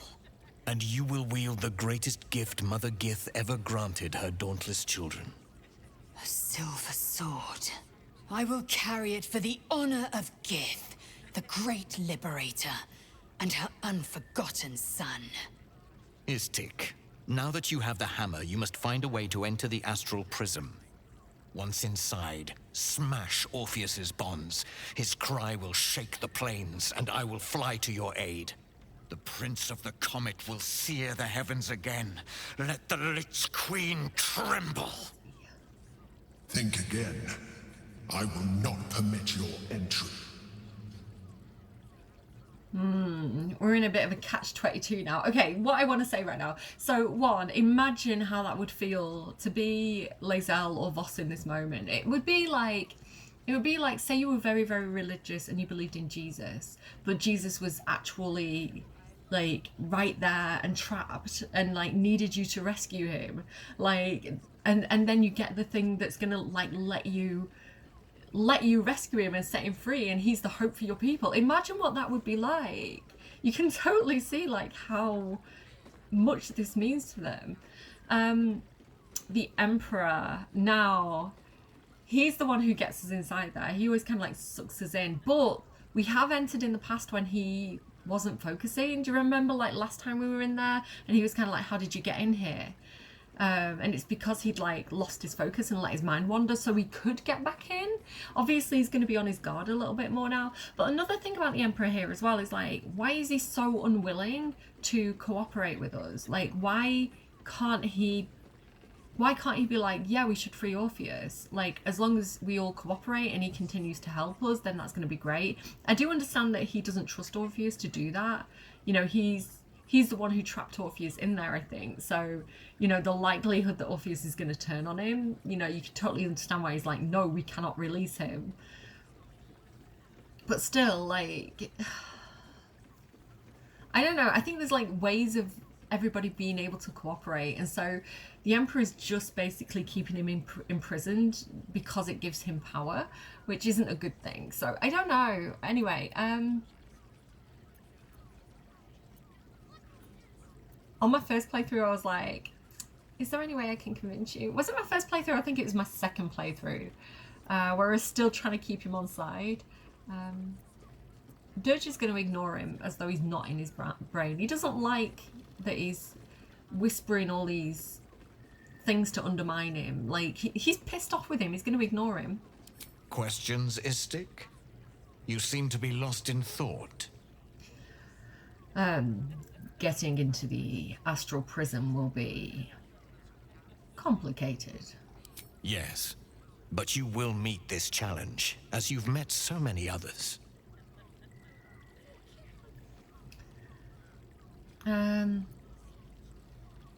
Orpheus sensed the tadpole before, and his guard attacked. Won't he attack if we free him? The Prince of the Comet aches for Githyanki liberation more than he abhors Geich. He might seethe when you free him. He might gnash his teeth and slander your name. But he will see reason. I promise you. Okay. Trusting you, Voss. You better be right about this. I love this moment so much because we have a silver sword. It's what Lae'zel has been banging on about this whole time. You know, when we first met her and she was like, if I take the head of a mind flayer and then I'll be blessed and I'll get a silver sword. It's like a huge badge of honor for her. It's what she's always wanted. And she always thought she was going to get it through Vlaakith.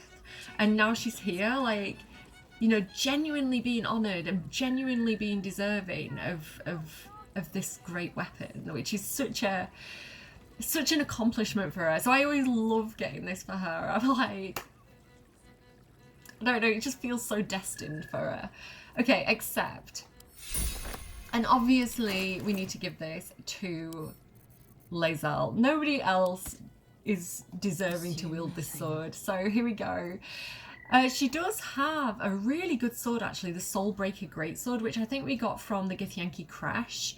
So some of it's similar, some of it's not. So the Soulbreaker Greatsword says it does 7 to 20 damage, and the Silver Sword of the Astral Plane says it does 9 to 24. So it does actually do, it appears to do more damage. They both have Githborn Psionic Weapon. When wielded by a Githyanki, this weapon deals an additional certain amount of damage. For the Soulbreaker it's 1d4, but for the Silver Sword it's 1d6. So this is actually better. It says seldom caught unawares though. On the Soulbreaker Greatsword, this is what I'm really going to miss, and this is what I'm kind of worried about not having. That it says you gain a +2 bonus to initiative rolls.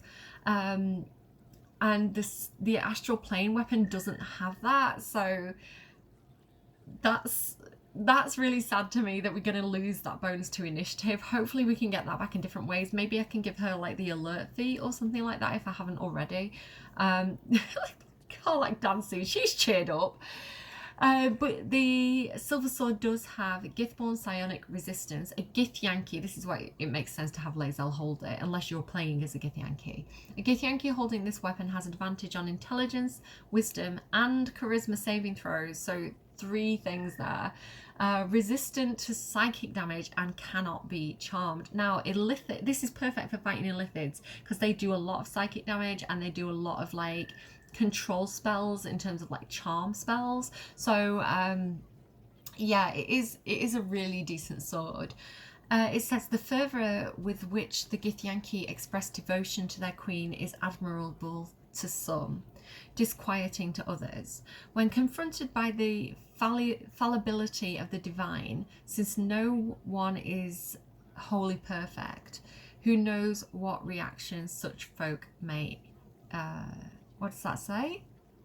I can't read that word, it's too small on my screen. Envince, it looks like it says. So yeah, I'm going to put that on her. I am a little bit sad. They're both two-handed weapons, so it's not like I can even dual wield them, I don't think. It would be really cool to have a Githyanki sword in each hand, but you can see the size of this thing. This thing is not... This thing is a two-handed weapon.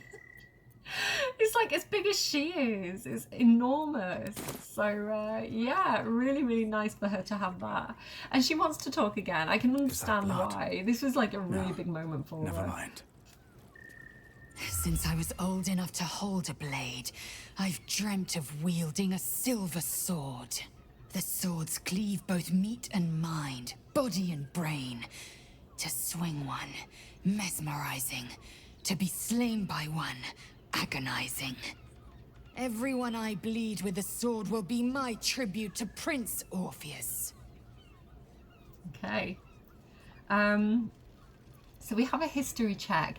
I think, oh, we've got a bonus from Rapture. Okay.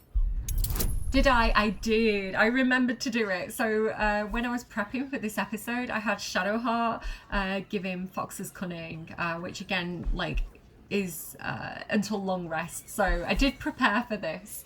And yeah, he also has Rapture, which came from the Dryad. So we should be in a good position to do this because it's an intelligence check. He doesn't really have like proficiency in history or anything like that.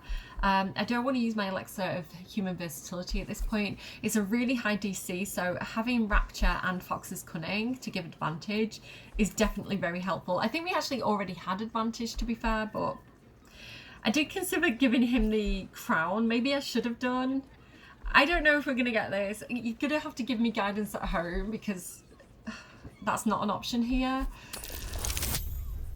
Oh, I don't think we've done it. 19? No, 18. Oh, not great. Okay. Should we give it another try? I don't want to use all my inspiration. We've got 4. Okay. We did it! Yay! If you beat it, you beat it. Perfect. Even with that -1, because his brains were literally scrambled. Like, she made scrambled egg of his brains, Orin did. Okay, we did it. Dirty 20. Let's go. High five. You recall another fact about silver swords. The Githyanki forbid their use by all other peoples. Okay. Only Gith are permitted to wield these swords, correct? Only Gith's children may wield swords of silver, unless a Githyanki grants the right in exceptional circumstance. The Illithid Grandis Aeneas, the true heir is shackled. These are exceptional circumstances. I grant my allies the right to my silver. Okay, nice. That's nice. I don't know if that has any like specific gameplay effects, but it's nice the idea of like, say something happened to Lae'zel, and we took her stuff, you know, to have such a powerful weapon and have permission to use it, I think is a really nice thing. Anyway, Lae'zel, it's your sword, it's fine, I don't need it. And what makes the silver sword so special? A Kithrak's silver sword is more than a weapon. It is an extension of your will, an entire limb unto itself. You merely need to think strike, and it strikes. The sword carves the correct path and carries your arm with it. The ancient slates tell us that each sword holds a fragment of the living gate, a flesh portal made from the stuffs of nightmare. Gross. The silver injures the body, the gate's flesh injures the mind. A formidable weapon against Geich. Damn, I missed that check. I'll give it a try and see if I can get that check off camera, and I might insert it in editing if it's like interesting enough. Here, and if not, it looks stupid again. Okay, and could this sword be enough to break Orpheus free? I mean, no, that's why we've got the Orphic hammer, but let's see what she says. Certainly not, or the Prince's honor guard would have already fractured his prison. To break Orpheus free, we will need the Orphic hammer. Good thing we've got it then, hey? Okay, on to other matters. Very well. I don't think we need to say any of these right now. I think we've said them before. I don't know why some like dialogue options get stuck. I think it's because like sometimes you might need like a refresher, so it serves as kind of like a reminder of what you're doing at the time. But it's annoying when you accidentally click on them and you're like, oh, I've seen this before. Over, then through. Okay, the last person I think we need to talk to before we go and long rest is probably Carilla. And just see if she can get us into the House of Hope. Just for a guided tour, you know. We just want to see the glory of where Dirge's body's going to hang rotting in the future. A toast to Raphael's latest client, the savior of the city.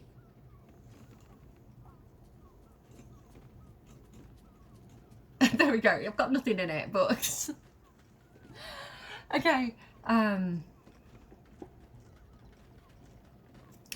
We're not going to admit that we regret the deal. Let's just butter her up, lube her up, and see if we can get some extra information out of her. I hope you're right about saving the city. The boss is always right, even though he's so very wrong. Okay, Carilla. I do believe that Raphael wants to save the city from the Elder Brain. Because if Raphael's looking to take control of the city, which is what some of those notes indicated, right? That he is looking to get his own people into positions of power and take control of the city.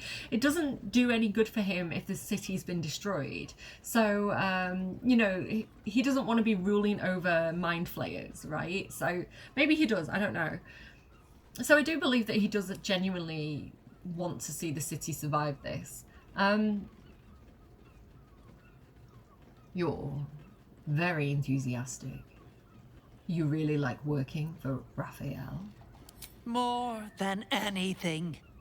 My old dwarfen master used to beat me and feed me scraps. Raphael treats me right and feeds me well. Better to feast in the hells than go begging in the heavens. Interesting. I can understand her perspective. I mean, she's still a warlock. She's still technically a slave to him. But, you know, I do understand that perspective of, like, you'd rather have a master that treats you well than treats you badly. Like, I think that would be human nature to have that. To feel like where she is now is a better place than where she was. Like, I get it. But I guess it's what she's sacrificing is that she's willing to do Raphael's dirty work in order to maintain that position. So it's kind of like she's become part of the problem, I guess. And what exactly is your job, Goblin Slayer? When I'm not keeping my eye on potential clients like you, I make sure the House of Hope is fully secure. Tell me more about that. How exactly do you do that? Security must be very tight with you in charge. As a noose. Doesn't stop people from testing it, though. Devils often have prettier hordes than dragons. Sneaking thieves into their vaults is a lucrative business. Doesn't usually end well for the thieves. But sometimes the thieves are rich, smart, or well-connected enough to come back in one piece. Take our esteemed Lord Gortash, for example. She's enjoying your company, and the liquor has loosened her tongue, but she's anxious about the direction the conversation's taking. Okay, we've got to be gentle here. She's not completely... she's got her wits about her still. Okay. I wish there was something other than persuasion here, but... Intimidation, I don't feel, would be the right approach, actually, in this situation. A deception might be a good call, but that's not an option. So, okay. We have you ever been tempted to earn some extra coins selling infernal secrets? I feel like she's too loyal to Raphael. You know, she's got a good thing going in her perspective. So I don't feel like she has any intention of betraying him for money. But someone is running these kind of businesses, right? Because she said that this is quite a common problem. So there must be people out there who have the knowledge to get us in. So I'm going to sidestep a little bit and say, that's Gortash. We hate him. Plah. Must have had help from someone with infernal connections. Any idea who? I would like to teach them a lesson for betraying our patron. Something like that. Let's see if we can do it. So we've still got Rapture, which is super useful. Glad we did that. Proficiency bonus. Good. We've got proficiency in persuasion. We've got a charisma bonus here. We can take Voice of the Circle as well. This is the necklace that we got from the mushrooms in the Underdark. Karlach's currently wearing it. I could take this, but I don't want to use it yet. I feel like it's a DC of 15. Our bonus is 10 to 15. So as long as I don't roll a 1, we've basically got this. Like a 2 or above is good. Give me guidance, because nobody on the screen's giving me guidance right now. I need you guys to do it.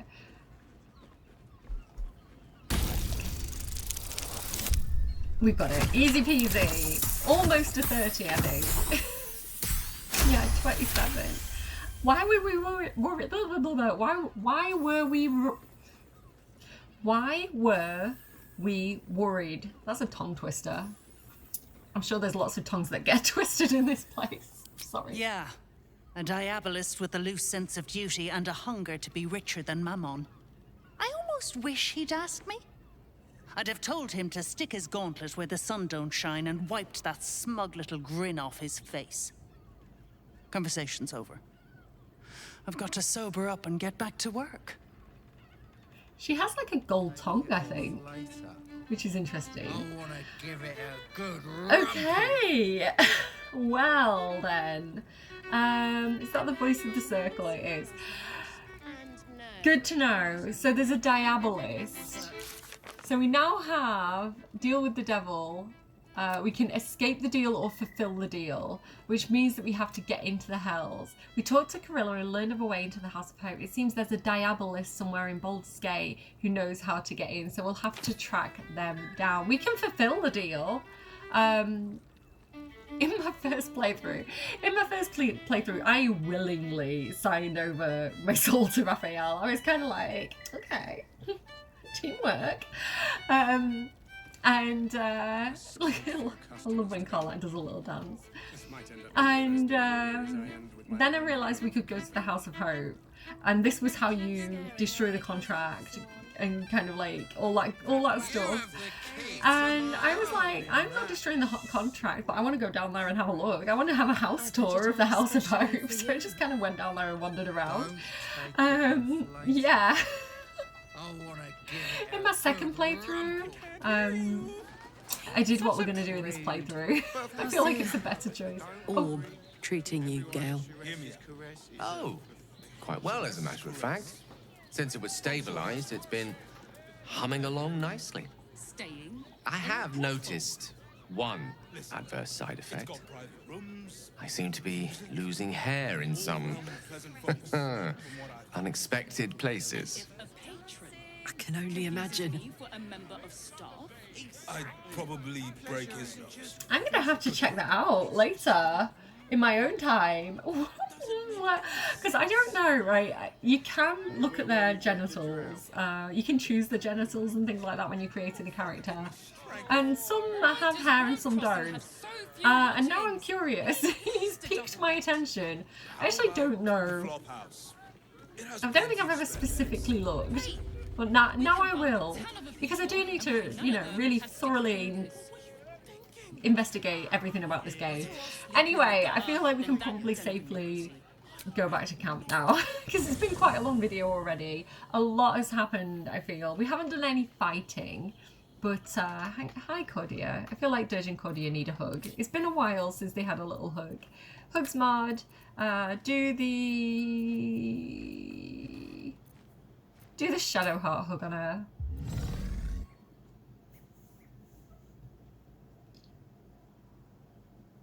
She's kind of like, are we really doing this? Are we really making deals with devils now?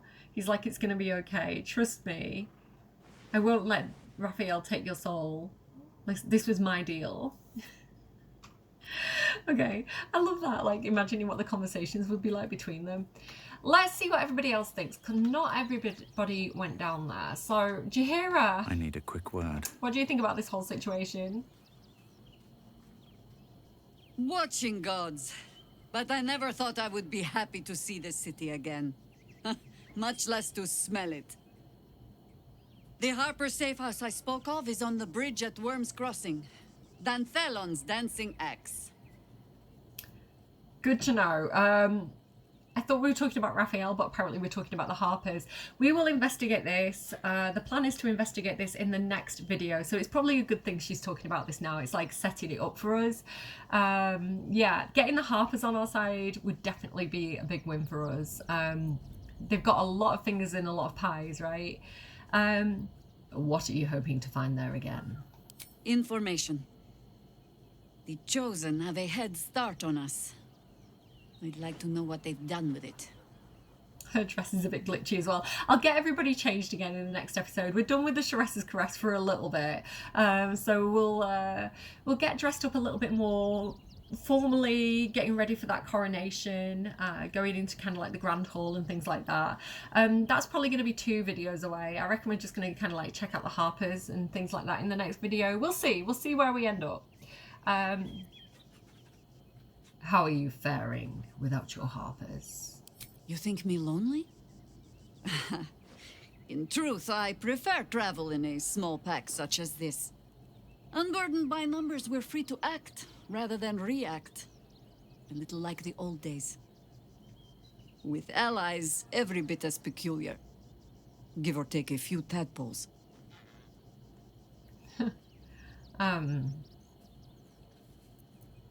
She likes being teased, so I think he'd see that and just try to keep up, old one. Do you know, maybe my hearing is not what it was. Would you like to repeat that? I love her. Okay. We'll get her to join us in the next video, I think. Carlac we've spoke to. Astarion! Are you pro making deals with devils? I feel like he is. My favorite traveling companion. It's weird to me that they don't have reactions. I'm gonna try and see if I can... try and see if I can get everybody's reactions off camera when I'm editing. And I'll, instead of taking Lae'zel, Karlach, Gale, I'll take maybe 3, maybe more of the others depending on how much time I've got. And we'll see what the reactions are if I can like take them in the room and come out. So if I do get any good reactions, I'll put them in here. I don't care what he's offering. I wouldn't have been so quick to sign with the devil. Then again, it's not my name on the page, so what should I care? The crown of Karsus will be ours. The devil cannot have it. We must negate our deal with him by any means possible. As glad as I am to have the hammer, I'm not so sure a devil's deal was the way to go here. I hope you know what you're doing would be the trite thing to say here, but it suits the occasion. So, a deal's been struck with Raphael, at least. He certainly drew out his sales pitch for long enough. And if not, then I guess I failed on that. Okay, I guess we're gonna go to bed then. Who's gonna go to bed? Who do I want to do this? Dirge or Cordia?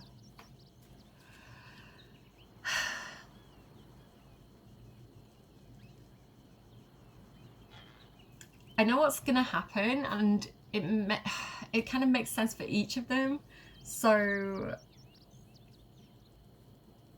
I'm gonna make it Cordia. No, I'm gonna make it Dirge because he's the one that signed the contract with Raphael. Okay. Let's see what Sorry. this does. Making decisions. Last minute decisions. Okay. Yes, long rest.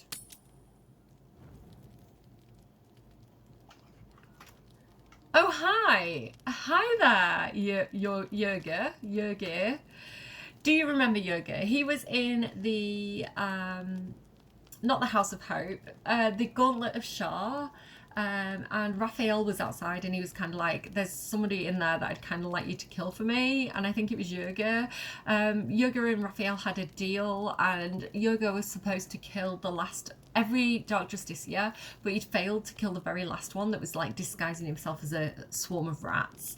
We killed that guy, which I think broke Jurgir's contract, or I don't know, something went on with the contract where Raphael was kind of like, well, I guess you have to come back to the Hells with me then.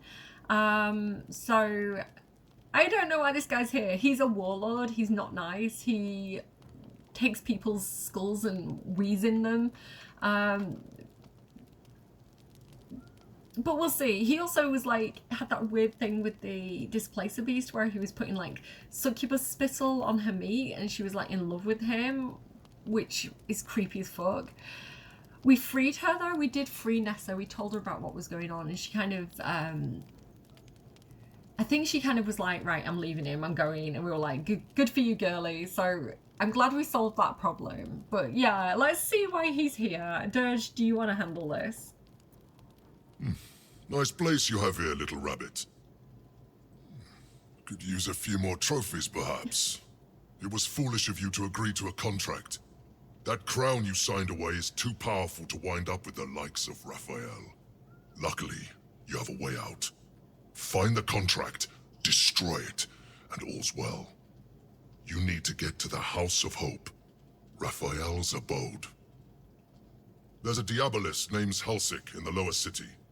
Find her, and she'll take it from there. He's given us the name of the Diabolist. Nice, okay. And again, this is like the first time I'm seeing this. Normally I've always killed him. Like, normally I don't get this. So this is exciting for me. Last time you said if I saw you again, it would be because there was a bounty on my head. Thank you. Dare I invite you to stay? Are we rizzing up Jurgir now? I don't think so. Why are you helping me? I love a good hunt, and the best hunts keep things sporting. Besides, you freed me from the tune. Forget I was ever here, but remember what I said. See you around. Maybe. Okay. So we have a potential ally in the House of Hope itself. We have someone on the inside. And there's no love lost between Yerga and Raphael, so that's good for us. Okay. And again, I've never done this, so I'm going into this having been like, this is new to me. I think it's time to sleep. Let's sleep. Camp supplies, let's go. Full rest. Is anything else gonna happen, or are we okay? Are we in the clear? Any more cutscenes? Any more romances? Oh, I was gonna do that. But we've got that bug where everybody's still sleeping. Everybody's like, get up! Still breathing. It's almost sunrise. We've got a lot to do. We have to go and find the Harpers. Why, hello, lover. That sounded more debonair in my head, I'll admit. Do you need something? Yes, I need you to get up. Okay. Come on, Dirge, get up, mate. Help! They will get up in a second. It always just takes a minute.